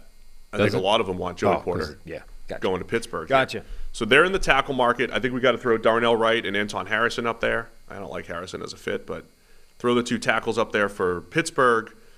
Deontay Banks, certainly at corner. Any other corners of value there? I don't think so. I mean, Forbes would be the next guy, and that feels rich. 17 for him. And then which of those edges? They're always in the edge market. And Nolan Smith feels like the most Steeler-ish type of guy to me. But yeah, I mean, it could be any of them, I guess. Pick your most Steeler edge. I would say Nolan Smith. Okay. As the option here. Brian Branch would be interesting there. Yeah. As their Mike Hilton guy. Yeah. Play the Mike Hilton role. Alongside. I would love, actually, now that I haven't thought about Brian Branch that low, right? Because I would take him probably higher. I think Brian Branch would be a great fit. A lot of Addison comments in the chat. A lot of I mean, if you're the Steelers, you have 32. You have Reunite Kenny Pickett with his favorite receiver. I haven't made that connection yet. I Same. think Addison could be there at 32 if you're the Steelers. And then you're looking at you got George Pickens, you got Johnson, and you got some options there. I mean, I like loading up a receiver, but I think Steelers are very much in the offensive tackle and cornerback world here. Detroit will win the draft again. It's great. How's the poll looking here? Do we have it? So according to there it is. Darnell Wright, Anton Harrison, Deontay Banks, or Nolan Smith, make your pick here for the Pittsburgh Steelers at 17. According to our guy Ben Robinson of Grinding the Mocks, or more specifically according to his data, Jordan Addison's stock has only slipped as far as number 21 overall. That's where his range is right now. It feels like the narrative for him seems to be like, oh, everybody hates Jordan Addison. He's falling out of the first round, right? Actually, he's still number 2 in the consensus board, according to Arif, and his stock is number 21 right now overall. I renege my suggestion that Addison would be the guy at 32 because Walt said that's what he has. Gotcha. I renege that. So I'm predicting the Addison fall because he's a $170 running 4.55. Don't care. So was Isaac Bruce. Where was Isaac Bruce drafted? He was like an 8th rounder. Yeah, wasn't he? Low. 8th round pick. But we've learned since then. Back in 91 or something. But because of Isaac Bruce, we've now learned the folly. For the guy that says we don't know any NFL history. No, round 2. Second. You're right. I don't know any NFL history. Round 2, just like Jordan Addison. Pick number 33. That's like a mid-second rounder back then. There was no this teams. is symmetry in action now. What year was he drafted? 94. 94. This is symmetry in action right now. Now Jordan Addison can go pick 32 this time because the Dolphins had their stupid pick forfeited. Not a first rounder. To ruin the symmetry of Jordan Addison going pick number 33 right next to Isaac Bruce, also the same height and weight, and then recreating his career. Maybe. I was going to say something. Yeah? Emmanuel Ogbah was pick 32. Yeah. But forever a second-round pick. Right. Only 31 first-rounders that year back in 2016 or whatever it was. For this circumstance, I'm only upset because it ruins the fact that Jordan Addison could have been pick number 33 and therefore been the same pick number, height, and weight as Isaac Bruce, my comp for him. All right, Darnell Wright's the pick here. 50% of our voters want Darnell Wright going to the Pittsburgh Steelers at number 17. So Joey Porter Jr., 16. Darnell Wright. Darnell Wright's been moved up to number 20 on the PFF draft board. The Lions are on the clock here at 18. I'll come back. Let's get some players on the board for the Lions. Bijan, definitely. Kalijah Cansey. Yes. And edge rushers. Hendon Hooker. No. Edge rusher. They have a million edge rushers. They don't have any more than they had at I'm not the saying start they of this shouldn't draft. take one. I'm just saying they have. Right, but all of a sudden edge rushers are where the value is. So receiver. You want to give them Addison. They should have Addison as an option. Okay. So Bijan, Kalijah Cansey, Addison, and an edge rusher. Yes. Who's your edge rusher? Let's say Lucas Van Ness. Okay. That's a gritty, huh? Gritty Dan Campbell kind of pick. No, it was more him or Miles Murphy. I was thinking more power guy after they've got, the undersized James Houston breaking out last year to go with Aiden Hutchinson. I want one of the power guys. Do Miles Murphy. Miles Murphy's higher. Sorry. Unless we already have the poll up there. was thinking Osiris Torrance. We got some more Osiris Torrance suggestions. So let's go back to Darnell Wright at 17 for Pittsburgh. Okay.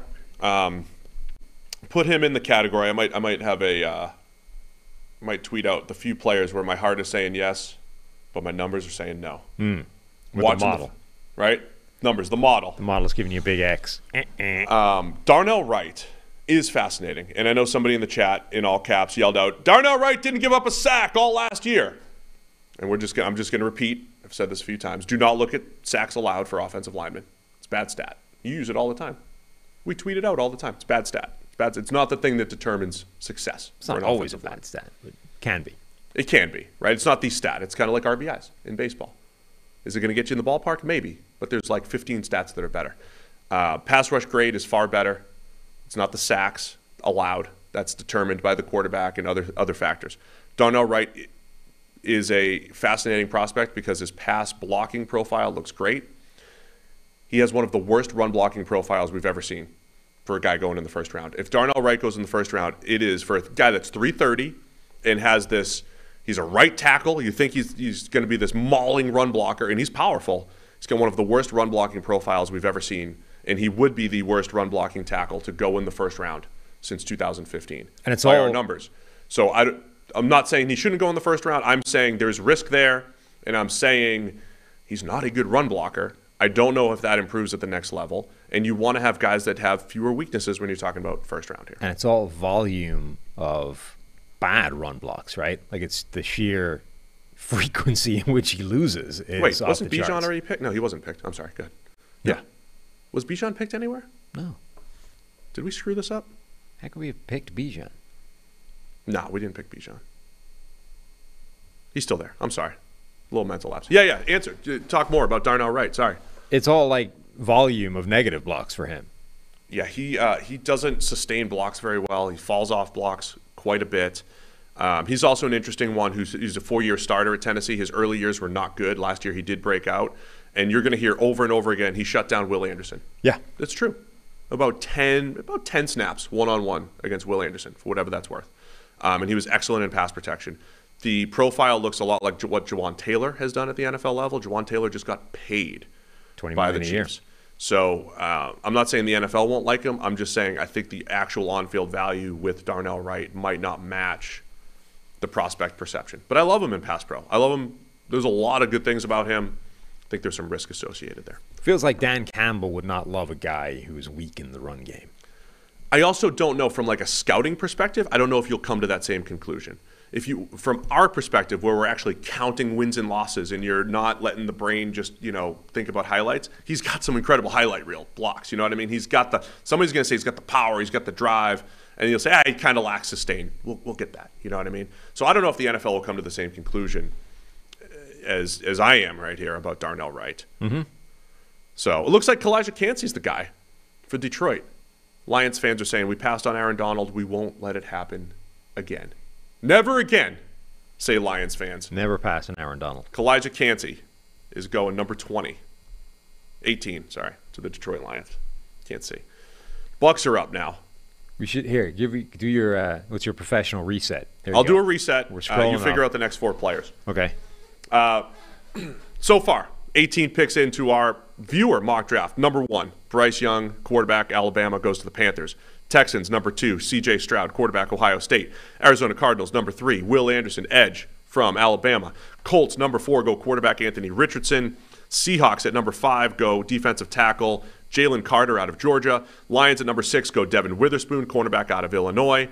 Raiders at number 7 go Will Levis, quarterback out of Kentucky. Falcons at number 8 go edge defender Tyree Wilson, edge out of, I already said that, Texas Tech. Chicago Bears go tackle Paris Johnson Jr. out of Ohio State. Number 10, Eagles go Peter Skoronski, tackle/guard out of Northwestern. Titans at number 11 go Jackson Smith-Njigba, the wide receiver from Ohio State. The Texans at number 12 go wide receiver Quentin Johnston out of TCU. Jets, tackle Broderick Jones out of Georgia. That's number 13. Pick 14 is the Patriots going cornerback Christian Gonzalez out of Oregon. Green Bay Packers go tight end Dalton Kincaid out of Utah at 15. Joey Porter Jr. goes number 16 to the Washington Commanders, cornerback out of Penn State. Darnell Wright, tackle out of Tennessee, goes 17 to the Steelers. And just now, Kalijah Kancey, defensive tackle, to the Lions at number 18 to pair with Devin Witherspoon, the previous pick, at number 6 for Detroit. Mm-hmm. So Tampa Bay on the clock at number 19. I think Bijan remains in the poll at this point. One of how many edge rushers do you want to put in there? Maybe all of them. Right. Lucas Van Ness, Nolan Smith, Miles Murphy. Alternative options, Brian Branch is on the board. Michael Mayer, the other tight end that we think is a clear first-round player. Wide receivers, Jordan Addison, Zay Flowers. It's not the best spot in the world for Tampa Bay. And this could also be where you put Hendon Hooker in there. Correct. Do we put Hooker in? So I think Bijan has to be there. I think at least one edge rusher has to be there. Give him a couple edges and maybe Hooker if they want to play the quarterback option here. So Murphy and Nolan Smith? Murphy and Nolan Smith and Hendon Hooker to go with Bijan. And Hendon Hooker. Right? Do we even want to play this? I'm thinking Hendon Hooker is going to be on an option for, say, the Bucs at 19. Just if there's, given the smoke here, maybe Seattle at 20. Ravens at 22, Vikings at 23. Yeah. That's where the smoke has been. I don't think any team after that will have Hendon Hooker in the poll, but I think we should at least put him in there for people to choose from. They have a need an offensive line as well. I'm not sure that Anton Harrison, the tackle from Oklahoma, or Osiris Torrance, the guard from Florida, I'm not sure either of them are of value at this point. Maybe they should have been in the poll, but there's a lot of options. I just think they probably stay away from that at this stage. The people voting for the funny, I think, are the early returns for Hooker here at 155 votes. Wow. He's in the lead. Now a 3-point lead over Miles, over a 2-point lead over Nolan Smith here. 30%. It's going to get close here. It's going to get close here for the Bucs. They brought in Baker Mayfield this offseason. The Bucs are in post-Tom Brady world, right? They won a Super Bowl a couple years ago. Brady's retired. They jacked up their cap situation. Have to get out of some dead cap right now. They're very much in transition. Yeah, this feels like every time you talk about who's got an early lead in the poll, it's like that's the Heisenberg principle in action. You articulating who's currently leading the poll is going to change by having reactionary voters go in there and shift it in the other direction. Bijan's last in the poll. Yeah. How's that? Interestingly. I mean, he should be. Yeah. What do you mean, eh? Like, you're one of the biggest advocates for Bijan Robinson in the first round. Certainly one of the biggest here at PFF. Mm-hmm. Not to the Bucs, though. Not to the team that's in transition here. The Bijan advocate would be, hey, this is the Cowboys. This is the Bills. This is the Bengals. These are these teams that are close, that have a lot of pieces around, where Bijan is just another added piece on top of it. I wouldn't do it for Tampa Bay, but I'm surprised he's trailing in the wake of the other three. Close at the top, Nolan Smith and Hendon Hooker here. Neck and neck, Nolan Smith and Hendon Hooker.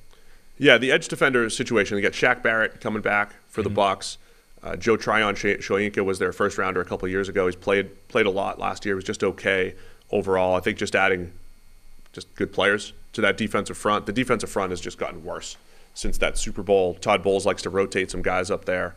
So I think the edge value probably makes sense for the Bucs. We did not put Anton Harrison up here as the next tackle. They'd probably have to play in that game as well. I'd say when we get to 250 votes, lock it up. First past the 250. All right, there's 250. There it is. Nolan Smith. Lock it. It's Nolan Smith, 31%. He's the pick for the Bucs. Can we wrap this up in 26 minutes? Probably not. Also, breaking news: our noon meeting has been canceled. Saw that. So we got all day here, Sam. Great. We have all day. I mean, some of us have other things to do, but sure. Some of us do. We got some questions going here. All right, so Nolan Smith at 19 to the Bucs. I got to add him. Seattle's up on the clock after taking Jalen Carter. Where's Seattle? Do we throw the edge defenders up here for Seattle as well? Yeah, I think so. And you can put probably both of them. Lucas Van Murphy Ness and Van Ness. And Miles Murphy. They're not going to be in the tackle market, I wouldn't have thought, after last year. Brian Branch, they love them some safeties up in Seattle. No, they have too many safeties. Do they? I'm intrigued by. Do they, though? I'm intrigued by Deonte Banks here. Sure. That's the most athletic cornerback duo in the league if you have Deonte Banks and Tariq Woolen. I mean, look, though, they're going to look at a guy who's only 6 foot and say, you disgust me. I need my corner to be 6'8". Yeah. Have a 9-foot wingspan. Be able to soar like receiver. An eagle. You got to go receiver though too here. Yeah, Zay Addison. Flowers or Jordan Addison. Addison. Both. So you could go Deonte Banks because I think that's a cool fit. Okay. Even though they like the long guys. Or do we go Zay and Addison? Where is Zay Flowers on your random ass consensus board? 26. So this Arifs has him at 31. Yeah. This has him at 26 with a peak of 24. That means at no point in the process in either board has he been above 24. Right. So this Zay Flowers hype that seems to exist quite prevalently, I'm starting to believe is just bullshit. It might be. It's only a handful of players. Mm-hmm. Anybody can be hyped because you only need a couple people. All right. We have Van Ness, Murphy. We have a lot of Osiris Torrance suggestions. Let's go Addison and Osiris Torrance. Okay. That sound good? Mm-hmm. Sorry, no Zay Flowers. If you can write in Zay Flowers if you want. If we get 150 Zay Flowers write-ins, we'll do that. Yeah. I mean, there's a lot of data. You and I are both lower on Zay Flowers than a lot of people, and apparently the consensus boards, multiple, would agree with us. He's not ranked as high as a lot of people seem to have him ranked. Yeah. Yeah. Just isn't. He's just not. Just isn't. I am intrigued by Deonte Banks there, who did not make the cut. I know we joke about Seattle always wanting these 32-inch arm corners, and they all have to be long and everything. But would Banks, who is, I think, the best athlete at corner, going with Tariq Woolen, who's one of the best athletes we've ever seen at corner, and I don't know if they would play this game, but it just gives you some incredible matchup opportunities. Like if they played matchup basketball like some defenses do, and Tariq Woolen is on the big long, he's on the tall receivers, and Banks is on the shiftier, better route running receiver. Banks also has long enough arms. I mean, he's 32-inch arms. He fits the. No, he is a big corner. It's just not comically large. Yeah, man. The more I think about it, I kind of like this Banks pick here. It's a shame you left him off the poll. It is a shame we didn't give that option. A lot of people throwing in Zay Flowers. A lot of people like Flowers. Not enough, I wouldn't have thought, to overhaul. Although this is a razor thin poll. Here's places. Here's why. Because who was it? Dane Brugler said every year you have to have a Tyler Lockett comp, and I bet every short. Somebody needs to do a 30 for 30 on this. I bet every short receiver in this draft got the Tyler Lockett comp at some point. I bet somebody comped Zay Flowers to Lockett. I've seen Josh Downs to Lockett. Maybe not Tank Dell. Maybe nobody went Tank Dell. But all these short receivers probably got a Tyler Lockett comp. So there's probably people out there who are like Zay Flowers, third receiver to Metcalf and Lockett, eventually take over for Lockett. I will say, of all the Flowers fits, I like the Chiefs. I think Seattle makes sense. Like a place where he steps in as a 3. Yeah. As a, just a dynamic third option. I kind of like that. I think if you have higher expectations for Zay Flowers, that's where you could be disappointed. Yeah. I don't hate the fit here. I just think that Addison is a demonstrably better player than Zay Flowers to me.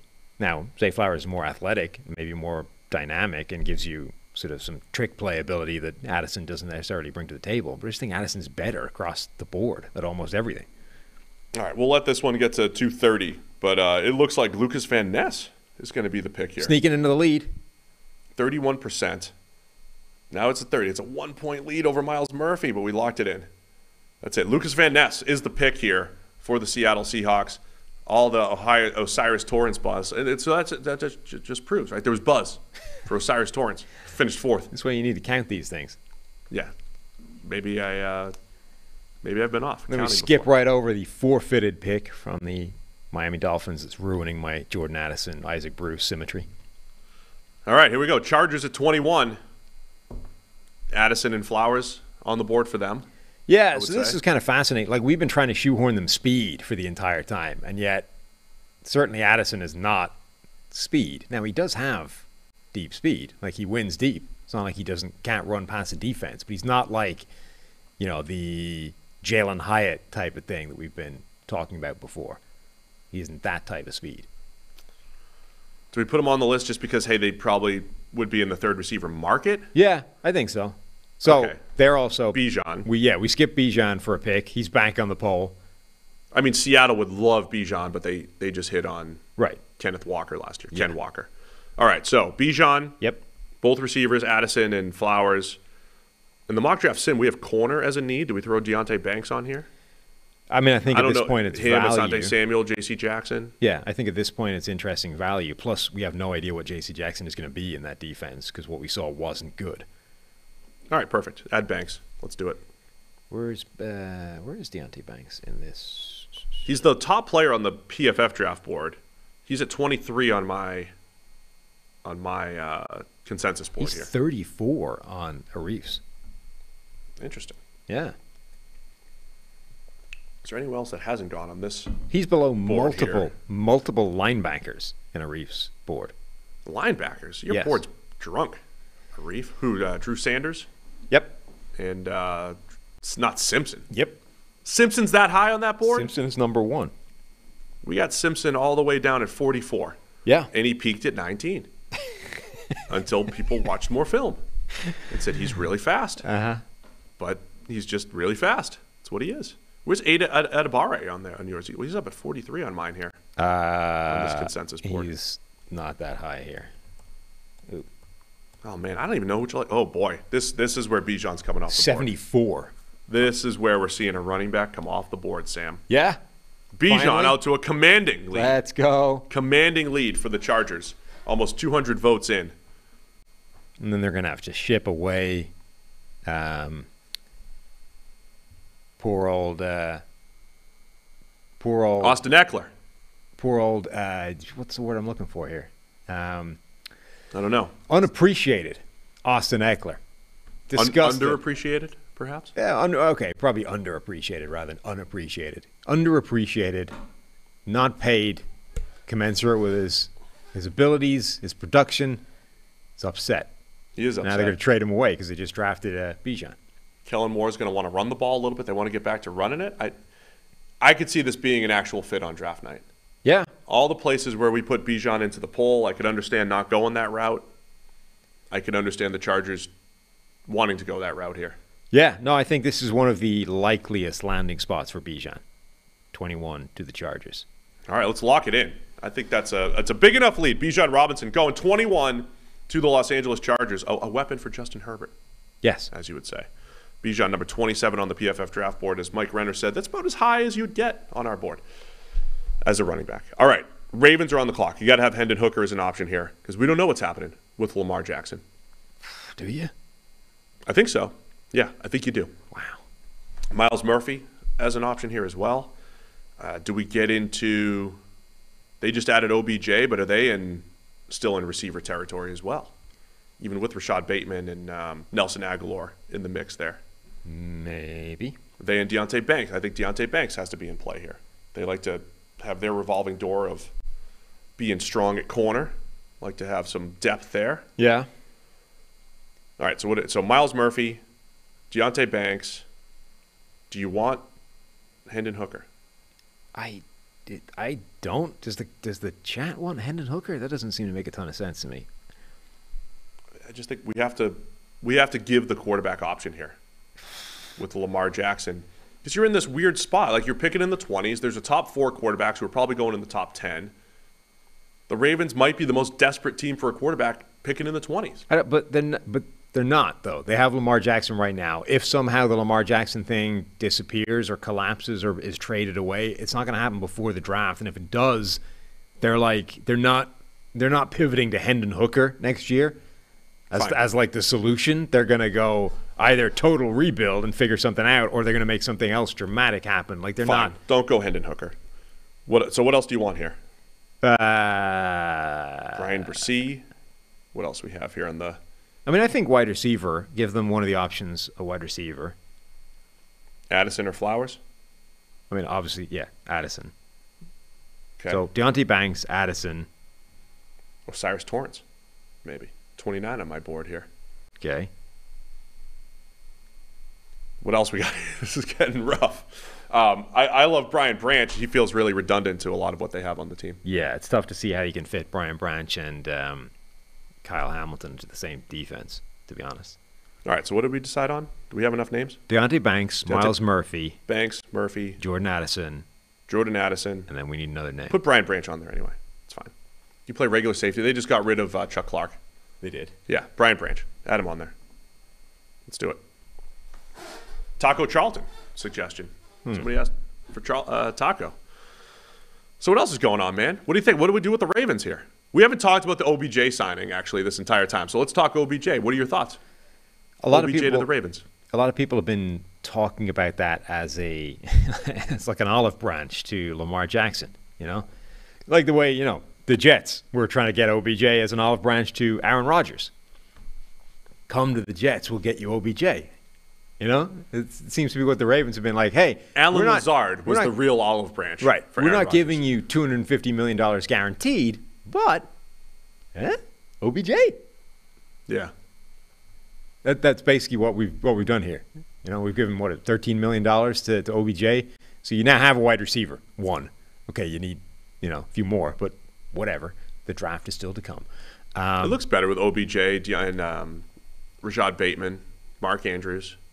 Yeah, I mean, look, there's Aguilar, Duvernay. I think there's a lot of questions about what OBJ is at the moment. Like, can he be a number one now? We haven't really seen him. I think he's a high 2. Yeah, like the last time we saw him was as a really good complimentary receiver for the Rams. To Cooper Kupp, right? They had their one, and OBJ was the guy. Here's how I described it. Like, in the Super Bowl, OBJ was going to go 8 catches for 100 yards and a couple touchdowns before he got hurt. Like, they were featuring him. Which is what happens when you like he was the guy enjoying the Sammy Watkins games. You know, when every now and again a team figures out how to take away the top 2 options, and then all of a sudden Sammy Watkins would go off for 150. That's what OBJ was about to do in the Super Bowl, because obviously, based off the playoffs so far, the focus was on Cooper Kupp, justifiably. So number one, dude's dealt with a lot of injuries recently. Number two, we haven't really seen him be that alpha for quite some time. And then you have the whole dynamic of what this offense is going to look like with presumably Lamar Jackson, a quarterback, but shifting in a new direction under Todd Monken. Like, the whole thing is up in the air. So I think it's good. They had a pretty desperate need at wide receiver, and it definitely makes them better. I don't know if, like, you can anticipate you're getting peak OBJ back there. You know what's interesting is we had 216 votes in this poll for the Ravens here and only 154 thumbs up. Huh. Unbelievable. Yeah. Just go click one more time. That's all you have to do. Also, 44% almost 1,000 people watching it. Yeah. So should be 1,000 thumbs up. Here. Right. Well, the 1,000 thumbs up, and that means at least 3/4 of the people are not even voting in the polls. Or they give us a thumbs down. We can't see those numbers. Maybe people are mad. Maybe they're mad at us. But yeah, smash the like button, and just like you smashed the Deontay Banks selection here for the Baltimore Ravens. Nice. The Ravens are going Deontay Banks from Maryland, a Yes. local guy. I don't know where he's actually from, but he went to Maryland. Almost certainly not there. So he's going to Baltimore. That puts the Vikings up on the clock here at 23, where they're probably going to take Hendon Hooker. A lot of smoke around this one. A lot of smoke. Yeah. They're going QB sometime. Clayton Tune, Hendon Hooker, Stetson Bennett. Somebody's taking over for Kirk Cousins in 24. Who's it going to be? Put Hooker in the option here. He was, in fact, born in Baltimore, Maryland. There you go. Local guy. So local, perfect fit. Legitimate local guy.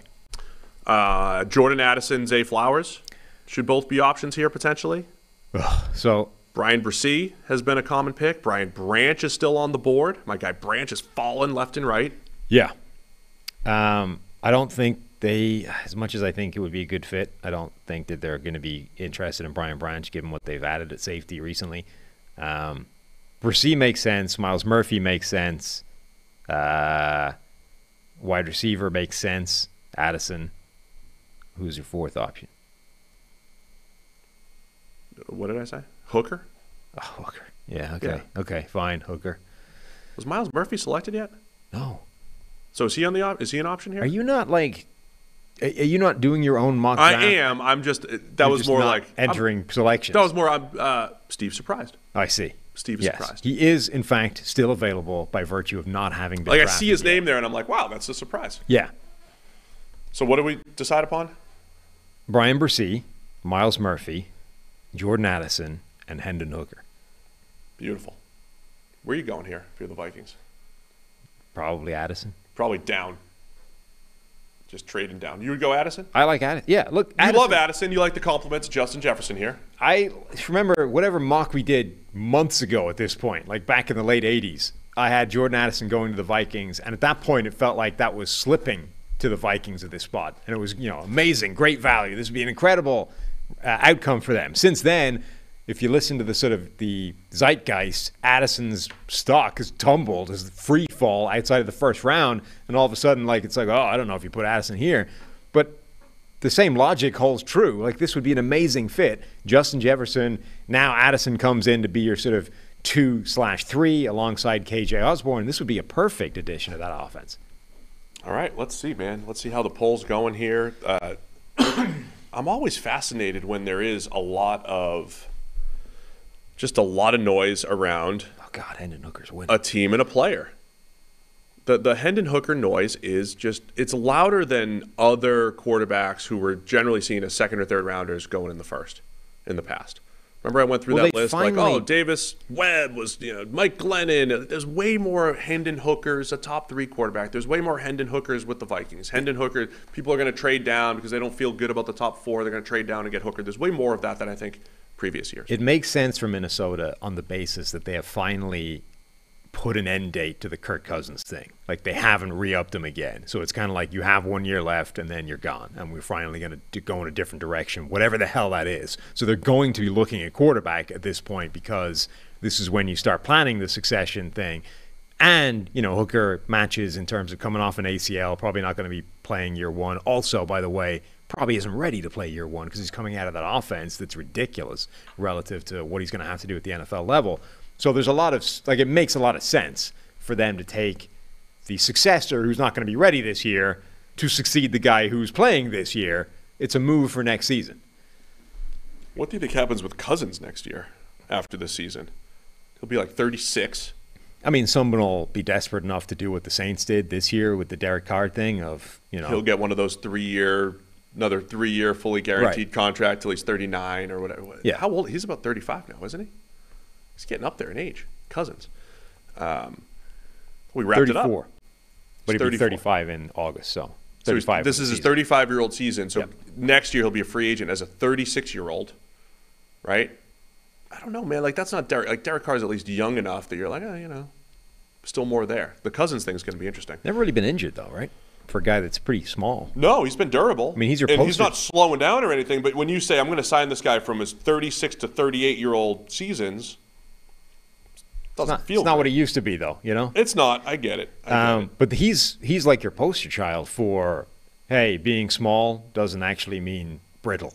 I'm just wondering who's going to be desperate a year from now. Like the Jets get only 1 year of Aaron Rodgers, and then they're like, oh, we're going to Kirk Cousins now. Yeah. Or the Colts maybe they don't end up drafting somebody, and they still need Cousins. Who knows? Kirk Cousins' list weight, and I suspect his list weight is off in terms of he's bigger than that now. But his list weight is a pound heavier than Bryce Young managed to shoehorn into his body at the combine to weigh in at 204. Kirk Cousins at 6'3" weighed in at 205. Maybe the weight doesn't matter. Did you hear the story, by the way, of Andrew Hawkins trying to get himself into the NFL and all the things he did to fake his measurements? No.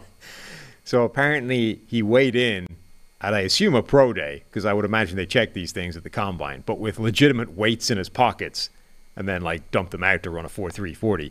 But also, he somehow crafted himself model clay, effectively lifts, booster, lifts for your feet, but in skin tone.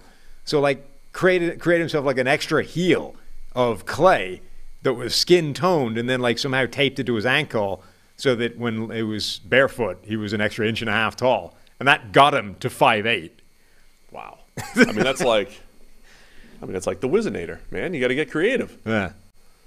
He was on, I think, we don't know NFL history. I remember the Wizinator. Right. He was on Rich Eisen's show, I think, talking about all this stuff, and then he went into his Fourth and Long show, the reality show, so I knew that I was one of the 7 people in the world that watched that TV show, where effectively Michael Irvin's pitch was he would get all these guys from Arena League and college that hadn't made it, whatever, and they would have this competition to win the 53rd roster spot on the Dallas Cowboys, which is a special team gig, right? You're going to make it by special teams prowess. And Hawkins was the best person on that show. But apparently Irvin couldn't get the Cowboys to agree that a 5'8" guy was going to be there. Like, they just wouldn't do it.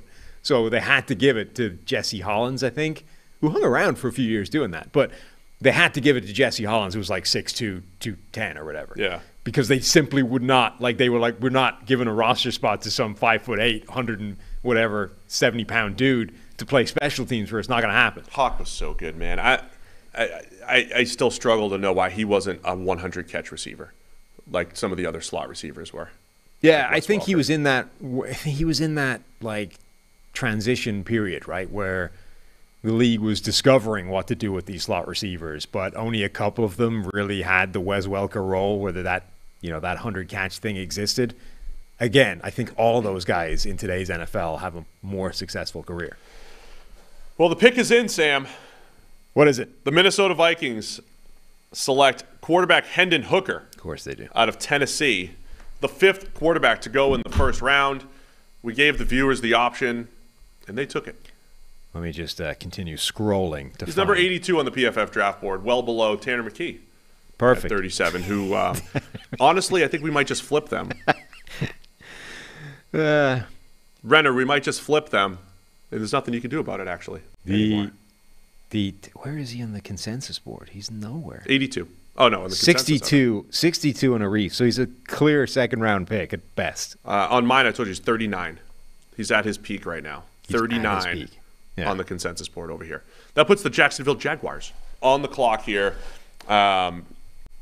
Interior offensive line could be a need. Edge defender. So Miles Murphy still potentially an option here, even though they went with Trayvon Walker. Josh Allen heads into the last year of his contract. So it could go Miles Murphy, Brian Bresee, any defensive line. Michael Mayer could be an option here. Ooh. Brian Branch. Brian Branch definitely is one of them. Osiris Torrance could be an option as well. Torrance, I think. It's a lot of options. Yeah. Torrance, I think, should be on the list. Branch should be on the list. I would say Mayer and Murphy. What does that leave out there? Tackle needs to be on the list too. They just lost Juwan Taylor. They need a tackle. Well, your 2 tackle options are Anton Harrison or DeJuan Jones. Oh man! So the Jags actually have a lot of needs here. Do we just take Mayer off the list? Give them both tackle options. Yeah, I don't think that I would have Mayer there. Both tackles in Torrance. So that's 3 offensive linemen and Branch. Because Branch is just a baller and he's good and he helps everybody. Yeah. All right. That's our Jaguars option here. Is everybody having fun? Is everybody having fun? The viewer mock draft. You see how difficult this is sometimes? You only get 1 pick for each team. It's difficult, right? Yeah. It's a pretty good looking mock, right? Overall, other than it's not terrible. Till Hendon Hooker. Yeah. Worst mock ever. And that one, we talked about it. It makes sense, but that's probably the issue of when you need a quarterback, you end up overdrafting him by a round. Everybody's having fun. They said we're having fun. Great. How's the poll going? Do we get the poll up yet? There it is. Everybody select your Jags pick here. How squeaky is my chair? Does the squeak override the buzz? I wonder. Well, I'm just interested in whether we can get through the full collection of these chairs by the time the draft rolls around and our new chairs arrive. There's a graveyard over there. There's a graveyard over there. Dead chairs. 2 dead chairs that you've already killed. That's a 3rd one that's definitely on its way out, judging by the sounds it's making. The 4th one I'm sitting on, which from a sound point of view is fine, but I've popped one of the welds on the footrest, so it's like it's at an angle. It's like it's skew-whiff. Wait, do we have are the new chairs getting here for next week for draft night? I mean, that's why they were supposed to be bought. I assume they're arriving by draft night. Draft night's going to be special here. Tyler, are we getting YouTube 3 channel. Bill certified chairs for draft night? Is that happening?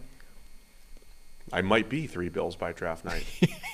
If we could get if Jeff Ruby's listening too, if we could just get you to supply maybe the seafood platter, How good steaks. How good is it for going to be night though? one, that would be great. We'll just throw it right up on the table. We're going to have fully 3 Bill certified chairs that you can just plop right down on. Yeah, won't even have to worry about it. It's not going to keel over like these ones. Long-time listeners may remember the story when I took my my wife's stepdad and his antique chair. Yeah. That he was Like leaned back in it and the thing just crumbled. And he was like, "Oh, that's okay, Steve. Like this isn't this antique chair from like the 1850s or something that's worth a lot of money. It just Don't worry about it." just collapsed. I mean, maybe that's his fault for letting me sit in it. You sure? Yeah. Yeah. Pete, you know. Pete's probably listening. Brian Branch has won this poll by a run. Brian Branch going to the Jags. I like this. I like Brian Branch going anywhere. But he'll go to that secondary. Tyson Campbell had the breakout season last year. You have Trey Herndon competing for slot snaps there. Brian Branch can step in, play the nickel. Darius Williams playing on the outside along with Campbell. And then you got Andre Sisco, Rayshon Jenkins at safety. Branch is a good fit here. I love that. All right, Giants. Do we throw my center on here? Yes. John Michael Schmitz. Put it on as an option. Zay Flowers. Over Addison? And Jordan Addison. Jordan Addison. Give him the 2 receiver options. Okay. And where else? John Michael Schmitz, the center from Minnesota. Any other? Do they go with Cyrus Torrance? Do they have an offensive just overall O-line need here? I mean, I think their need is much more acute at center than it is at guard. It's possible. Do they need a corner? Do they need a corner? They could go corner. Yes, they do.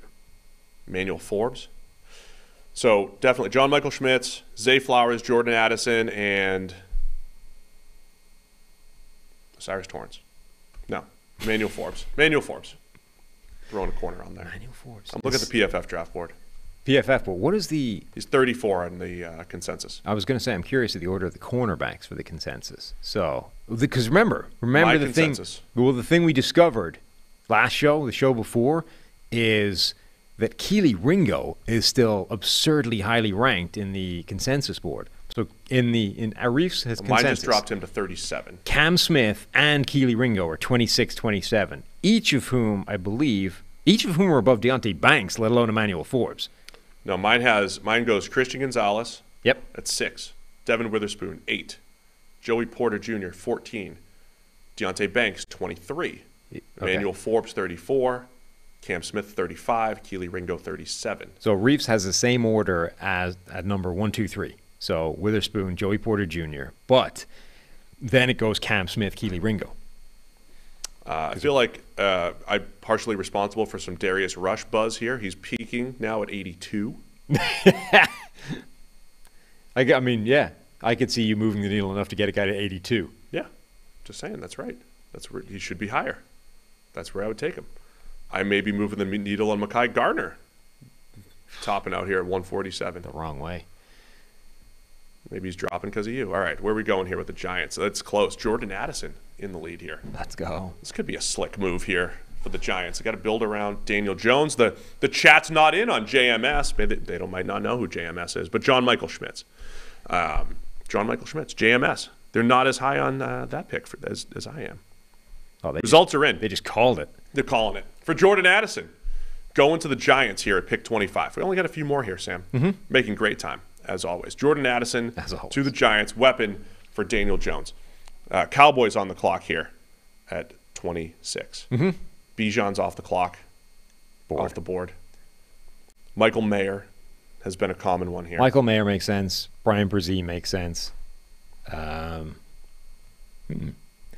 They don't need a corner as much. No. They brought in Brandon Cooks at receiver. I kind of like those moves for the Cowboys, right? Bring in Stephon Gilmore and Brandon Cooks. Yeah. So you don't have to force either of those picks anymore. But I still wonder if you want to add corner depth. Cam Smith could play in the slot a little bit. I don't think you want Is that there. a push? Osiris Torrance. Guard. Breaking news. Proper breaking news. Jalen Hurts just got a monster contract. Really? Yes. 5 years, $255 million. Wow. Makes him the highest paid player in NFL history. Of course, only 170-ish of that is guaranteed. So it's not, it is the highest paid player in NFL history. However, Deshaun Watson is guaranteed significantly more money than that. Let me try this again. A tweet from Nicole Lynn, who is Jalen Hurts' agent. Yes. Through the words of Ian Rappaport and Tom Pelissero. So coming from Jalen Hurts' agent, Jalen Hurts is now the highest paid player in NFL history. I don't know if that's real or not, if that's all real money. But yes, it's $179.304 million in guarantees. That's very specific. That actually might be specific enough that it does make him the highest paid player. I'm sure it does. But as you say, guarantees. like Deshaun Watson is guaranteed $60 million extra dollars in that. So Yeah, anyway, I mean, huge deal for Jalen Hurts. 5 years is the term. I think from a quarterback standpoint, it's interesting because you've got the 10-year deals of Patrick Mahomes and Josh Allen. You have those 3-year deals in the the shorter term, higher guarantees. Jalen Hurts lands right in the middle here. So a little bit of cap flexibility for the Eagles, but also some pretty good guarantees there for Jalen Hurts. yeah. All right, who are we putting in this poll for Dallas? Brian Brzee, Michael Mayer, and then 2 more. Osiris Torrance. Osiris Torrance. Need a guard, right? Sure. And Mozzie Smith. Okay. More defensive tackle help. Is All that right. too many tackles? All right, Nah, let's what do the that. hell? Tanner McKee? Tanner McKee. Yeah. No. Bills coming up next at 27. A lot of people throwing in the write-in votes of Jahmyr Gibbs. Oh, Jahmyr. Yeah.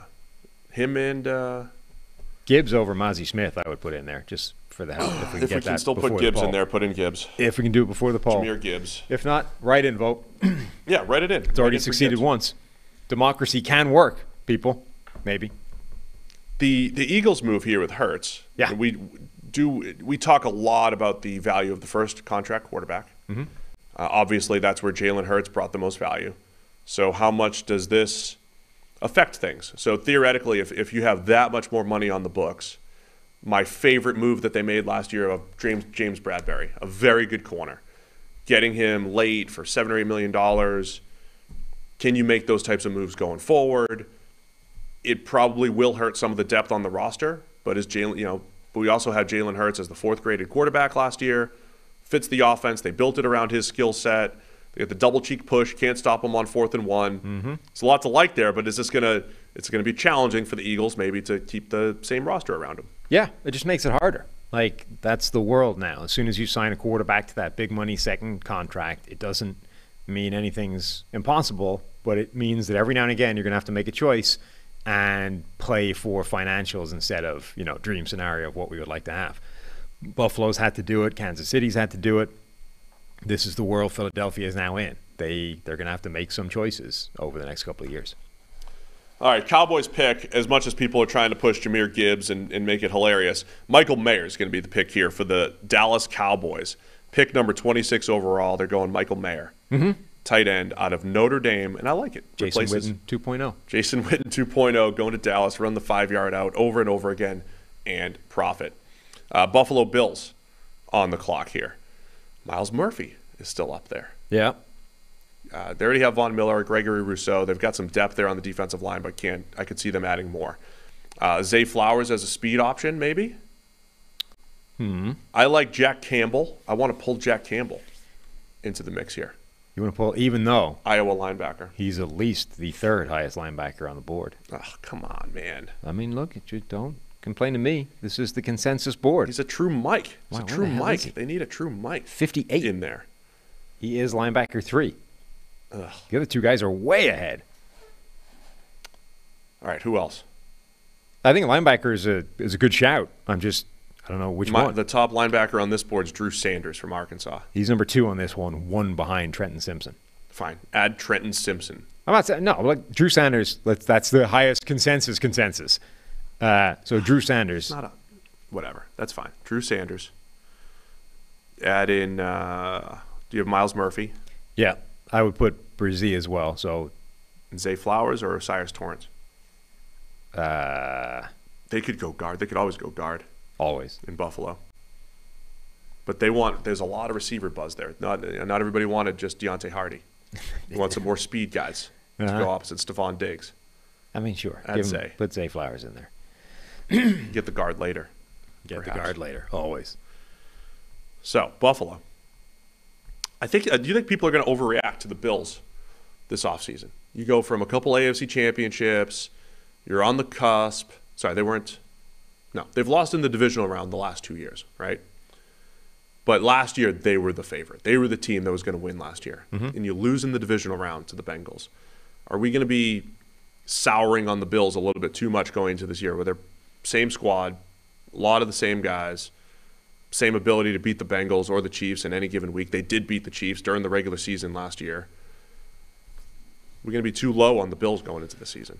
I mean, I don't think they're going to be the consensus favorite the way they were last season, but I doubt if anybody will have them outside of, the few favorites that you're listing. Like maybe they're behind Kansas City and Cincinnati in the AFC. Would they be behind anybody else? They'll still be favorites for the AFC East, which is a pretty brutal division. I think the only question's the Ravens, if they have Lamar. Yeah. Being in that mix. The Jets, Chargers. The Jets, if they get Rodgers. I would say the Jets, if they have Rodgers, even with Rodgers, are still behind Buffalo in the odds, like whatever that futures bet ends up looking like. Miami with a healthy Tua, man. I mean, I don't think any of those teams are better than the Bills, even the Jets, but they're a competitive AFC. No, it's a brutal division, but that's what I'm saying is that they probably still remain the favorite, right? At which point they probably have to be third at worst in terms of AFC favorites. So they can't drop that far. We'll hype up the Chargers, as we always do. Always. Have to do it. Particularly with Bijan at running back. 117 votes in. On the Bills poll, it looks like Zay Flowers and Miles Murphy are the top two guys right there. Murphy would be interesting. It'd just be this, one of those top player on the board type of picks. That would be a pick I feel they really wouldn't feel good about. Like just because it's adding depth with Von Miller and Gregory Rousseau, who's still there for a while. It's also because we keep swinging at this edge rusher thing, and we haven't fixed it yet, and now we're going to take another guy who the consensus doesn't love. It's not a weakness, though. I mean, Rousseau's good, and Von Miller's great. It's what? It's not a strength. They have a pretty good defensive line. This would just be adding. I would add Murphy to be this interior rusher to go with Ed Oliver. When Von Miller went down. To go down, with Von Miller and Gregory Rousseau, and that's a good match there. When Von Miller went down, they had one of the worst pressure rates in the league. They did not get pressure with the guys. Yeah, that's fair. That's fair. It's adding some Von insurance and everything, but Rousseau, et cetera, have not become the players they were supposed to. You would now be bringing in Miles Murphy, a guy that, again, like his narrative is a little bit of like, has he become the player he was supposed to, given his ability? All of a sudden, you're sort of continually swinging at these guys. If you're Buffalo, it's something you might need to do, but I doubt you feel good about that. All right, we can. Oh, it's so close here. Miles Murphy, Zay Flowers. It's really close. It's now at 30. I was about to call the poll. Let's call the poll. 200 at some votes. Point. 200 votes. We need 20 more votes. 2 points now. Zay Flowers lock it just right jumped there. up. And they locked it. We locked it. As soon as Zay took the lead, we locked it. Zay Flowers going to Buffalo here. The live thing lies. It was like neck and neck, but when we locked it, it's 3%. More votes are happening. There's a delay. It's like a TV delay. How do you feel about Zay Flowers going to Buffalo here? Anybody going to an offense that already includes Stephon Diggs, Josh Allen, et cetera, it's a good situation for them. Buffalo might want to take Zay just to keep him away from the Chiefs. So they turn him into like a 2000 yak guy. You think? Yeah. I mean, look, I like Zay Flowers more when there's just other options. Yeah. When there's alternatively, Gabriel Davis and there's Stephon Diggs and Deontay Hardy and Dawson Knox, you just have other options. Yeah. Bengals are up on the clock. Got to have DeJuan Jones as an option here. Okay. I think Miles Murphy and Brian Bresee probably should be options here. Okay. Emmanuel Forbes maybe as well. Or are they? We keep talking about another tight end going in the first round. They've been mocked Kincaid, Michael Mayer a lot. Who is tight end 3? So the fans they love Darnell Washington. Yes. We have to give the fans an option for Darnell Washington. Who's very high on the consensus board, number 33. 68 on our board. I would go Sam Laporta as an option too, but I would consider Sam Laporta here. Our board has Tanner McKee pretty high, so I'm not sure how much you'd be. Fair points. All right, so Darnell Washington has to be an option here. Yep. Eli, do you have any suggestions? Eli's in there, right? Yeah. Any suggestions there, Eli? Who do you want? Who do we want in there as a Bengals fan? I kind of like Forbes as an option. DeJuan Jones, as we said. And I think Miles Murphy has to stay up there. Yeah, Murphy should be on there. DeJuan Jones should be on there. A tight end, a Darnell Washington should be on there, and then one more. Jahmyr Gibbs? Well, let's just leave it to Eli. He's in there doing the poll, so he can he can name the fourth guy. Whatever you want, man. Whatever you want. It's your squad. A lot of people in the chat screaming for Gibbs, but they were before when they voted him fourth. So, who knows? Chat's loving Gibbs here. A lot of Gibbs. A lot of people love the blocking tight end, Darnell Washington here. Blocking tight end. Washington had more of those uber athletic plays, I feel like, as a freshman than he did later in his career. Multiple people have emailed in, by the way, suggesting that Darnell Washington moving to tackle is a good plan going forward. I was just curious, and I pulled out his mock draftable spider chart and compared him to tackles. It's pretty good. Yeah. Like, obviously, he loses in weight and bench press, which you would expect for a guy that plays tight end, not tackle. Oh, we forgot DeJuan Jones. See, and the people are saying, hey, there's no tackle in the poll, and we're saying, well, yes, there is. There's Darnell Washington. But in terms of... We forgot DeJuan Jones. If you want DeJuan Jones or Anton Harrison, write it in. Let's do it. But his measurable numbers... Or any OT. Almost across the board are quite tackle. Like, they would be elite for tackles in pretty much every capacity, including wingspan, arm length. Arm length wouldn't be elite, but it's above average. All those kinds of things. He'd be really undersized, though. Well, now, yeah, but like you put on weight. Bulk him up a little bit. I mean, Jason People Peters joked about was this. the tight end. People joked about this for Eric Armstead, who turned into a very good defensive lineman for the 49ers, but coming out of high school, 6'8", crazy length and everything, people wanted to move him to tackle. Yeah. Darnell Washington's winning the poll. People are voting for the tackle. For fun. Yeah, look, as I said, late in the draft, there's like 10 options. By the way, so I don't think it's crazy necessarily to say that Darnell Washington is actually an NFL tackle rather than an NFL tight end, but you don't do that to players that are supposed to go in the first or second round. Like Jason Peters moved from tight end to tackle. He was undrafted. Right. That makes sense. We like did that freak in college. athlete. He became a tackle in college. Yeah, but it's like you take a freak athlete that you think might be something else, but you do that to like late round flyers that, haven't established themselves as good players at something else. You don't do that to guys that are threatening to go in the first round. The people are reporting the poll. They're upset. The consensus board having Washington that high. I see him at 30 on my consensus board. Yeah. I think it would be a reach. The consensus loves Darnell Washington. My mind was blown with Darnell Washington when I sort of discovered where he was on the consensus. I assumed Darnell Washington, based off looking at him a bit, was a mid-round pick at best. And I was like, oh, he actually surprised me at the Combine by showing a bit more than this mid-round ability I gave him credit for. And then you turn around, it's like, he's what? He's a fringe first-rounder? Well, that's crazy. Like, no matter how much he surprised me with his ability as a receiver, I still think the fringe first round is nuts. People are upset. A lot of them wanted the tackle. We may have forgotten DeJuan Jones. But we got to go with the votes, right? I mean, why don't you just run off between Washington and DeJuan Jones? Quick runoff. All right, Darnell Washington and DeJuan Jones. Well, we need get to the know. Next one. Need to know. Or Anton Harrison. Stop it. Can't have a three-way runoff here. Can't. DeJuan Jones. DeJuan Jones or Darnell Washington. Quick runoff. I know who I want. I know my pick. Yeah. I want to be the third biggest man in Cincinnati. The third. Yeah. Behind Orlando Brown and DeJuan Jones. Oh, DeJuan Jones. I was going to say, you're bigger than Darnell Washington, right? Yeah, I am. Taller and, wait, what do you weigh in at? What do you weigh in at? I think you're heavier, too. No, my playing weight was about 275. Don't care. Current weight is higher. Darnell Washington listed at 264. Oh, he plays higher than that. He plays much bigger than that. He was also, didn't he only come in at 6'6"? Darnell could sit in these chairs.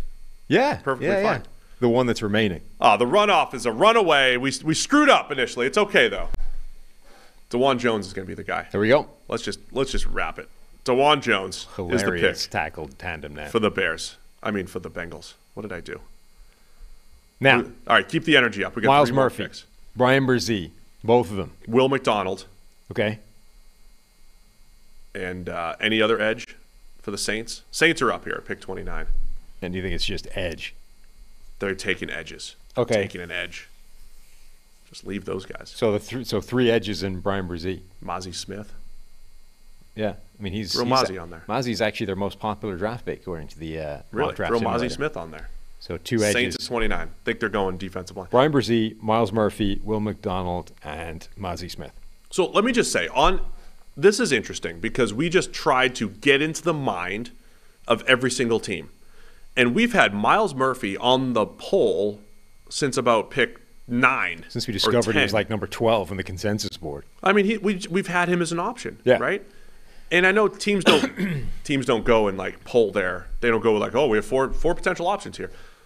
But these are like realistic things. Like Miles Murphy could be the second option for 15 different teams along the way. But there's just a guy that they like better. We want to take Brian Branch instead. We want to take Deontay Banks instead. We want to take Bijan instead of Miles Murphy. But he's like the second option for all these other teams. And he falls to 29. And we only see that he fell to 29. I thought, oh, the league didn't like him. But maybe they did like him. For every other team, if one guy didn't exist, he was the pick at 12 or 13 or 14. Yeah. That's interesting, right? Like when you look at draft position and where guys actually land. Miles Murphy's winning this by a runaway. Done. Wrap it up. Miles Murphy is the pick for the Saints. They're sprinting the card in, and he's going to be the pick at number 29 and filling a big need there for the Saints. Eagles up at 30. They drafted Peter Skoronski with pick number 10. Their offensive tackle / guard, not just offensive guard, according to Steve. So, where do they go? Put Brian Bresee up there as an option. Yep. Zay's off the board, right? We got that done. Linebacker? Yeah, they don't draft linebackers, man.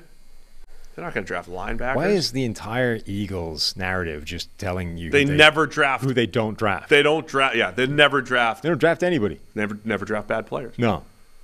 Would you throw another lineman on there? Probably not. Mozzie Smith, not another nose tackle. Will McDonald should be on there. Yeah. Any other edges? Probably not. That makes sense. Corner? BJ Ojolari, people like. Ado Adabare? It's too high for him. Way too Felix early for him. Anadike Azama? I think it's too early for those guys. Corner would be an option. I know they re-signed both their corners somehow, but that's not a long-term thing, particularly with the money that just got locked into Jalen Hurts. They got Avonte Maddox there. They have a slot. I'd be really interested in Cam Smith as a future-proofing cornerback for them. All right, future-proof Cam Smith. We throw Jahmyr Gibbs in there. Sure. Got Jalen Hurts. What do you do with all this Jalen Hurts money now? Got to be cheap at other places. So you got to get high-value positions, not running backs. You already got your guards, so no Osiris Torrance. Is there anybody else on this big board that we're missing? Not really. Not on mine. No. They're all gone. Mm-hmm. All right. People want Felix instead of Gibbs. FAU? Is that what we call Felix Anudike Azama? FAU? Is it? I Can't call him the same I thing. just can't stand all those abbreviations. You can't call him the same thing as a college. He's on there. He's made the poll. Like somebody can't. I don't care what his name is. Somebody can't become USC. Like that's already a thing, and it exists assigned to something else. You can't have that. I just can't stand when I don't think anything's mainstream yet, and you're just like PJJ. Maybe Ohio State message board's been calling Paris Johnson Jr. PJJ for the last 5 years, but Maybe. I don't know that. Message boards, of course, the source of all things intelligent. Paris Johnson was at the Ohio State spring game this weekend. Went up to the spring game. Did we get clarification on whether Arch Manning is a bust yet? Because according to the message board, I heard he had a couple rough reps. First pass was off, so he's done. I'll tell you this, Ohio State's pass game at the spring game, I was there in person, so it matters a little bit more because I saw it. Of course. Smells like 9 wins up there. Well, the key is in Columbus next year. The pass game does not look great. I think Marvin Harrison Jr. might be upset if he's not getting the ball. Well, he's now doing the thing that Ohio State does, which is move their best player into the slot. Yeah, that was my big takeaway. Marvin Harrison Jr., who people are going to be talking about him going if they'd be talking about him going number 1 overall. This year. Right. Like, forget quarterback. We have Marvin Harrison. This year, it's like there is no Jamar Chase in this draft class. Next year, there will be. It will be Marvin Harrison Jr. Yes. And he was working the slot. He's running mesh concepts. He's running over concepts, a lot of the Jackson Smith and Jigba playbooks. So should be interesting at Ohio State. If they might not have a quarterback. They might not be able to get the ball to him. That'll be annoying. And the offensive, they're losing 3 starters in the offensive line. And it kind of looked like it. Like if they had Stroud back next year, he would go for 2,000 yards from the slot. Yes. Yeah. All right. Brian Bresee's winning this. Brian Bresee, defensive tackle from Clemson, is an interesting prospect, man. There was times where he was looked at as a top 10, former 5-star, less than 1,000 snaps in his career. Good pass rusher. Hasn't been great against the run. But he's going to Philadelphia because they love stocking up on pass rushers there. Now the Chiefs. Chiefs are on the clock. Edge rushers. Will McDonald the 4th. Felix. Anadike Azama. FAU, apparently. FAU. Where else could they go here? Tackle, Anton Harrison. Yeah, throw Anton Harrison there as a potential right tackle. And do we throw a receiver into the mix here? Who would be the next receiver? Jalen Hyatt? Could go Jalen Hyatt. My consensus board, where does Hyatt? My consensus board. 38 for Jalen Mine Hyatt. has 37. Yeah. Mine, Arif's. Throw him in there. 37 is Hyatt, who is the next receiver off the board on this board. Deep threat. Josh Downs is I would go 40. Josh Downs. Josh Downs is at 40, and we both he's at 51 on mine. had him ranked higher. Yeah. Then there's a drop. Cedric Tillman is the next one. What if they went tight end? Sam Laporta. Oh. Bit of Keon White as an edge. All right, so do we have enough picks? Do we have enough selections? if we decided who they were. Will McDonald, Anton Harrison. It's already up. Felix. Jalen Hyatt is in there. And Jalen Hyatt. It's the last pick. I'm voting Felix. Of the first round. We'll take a little 2-minute break. We'll come back for round 2. You can do that. I won't be here. What if I just do that? Yeah. What if we record a round a day? Just keep going. I'll do round 2. There's hundreds of people watching you right now. You just keep rocking. We'll do round 3 on Wednesday. Uh-huh. No, you just stay alive. Just go till you hit 7 rounds. I love it. Let's do it. Make a pick. Let's wrap this thing up. It looks like it's going to be Anton Harrison. Anton Harrison's the guy. Pick 31, not 32, for the Kansas City Chiefs. And our draft is Concluded. final. Let's save that image. We'll tweet it out, and we'll say, this is the viewer mock draft. I'm not going to read out all the picks, but it's up on the screen for people to see. And we'll tweet it out from our Twitter account, and everybody will be able to see it. It'll be a lot of fun. This is all you. Worst mock ever. From you, our viewers. The worst mock ever is the one by our This will listeners. never happen. Never. No. Guarantee 90% of this is wrong. None of them, in fact, At will. least 80%. So good job, viewers. Really good job. Worst mock I've ever seen. It's great.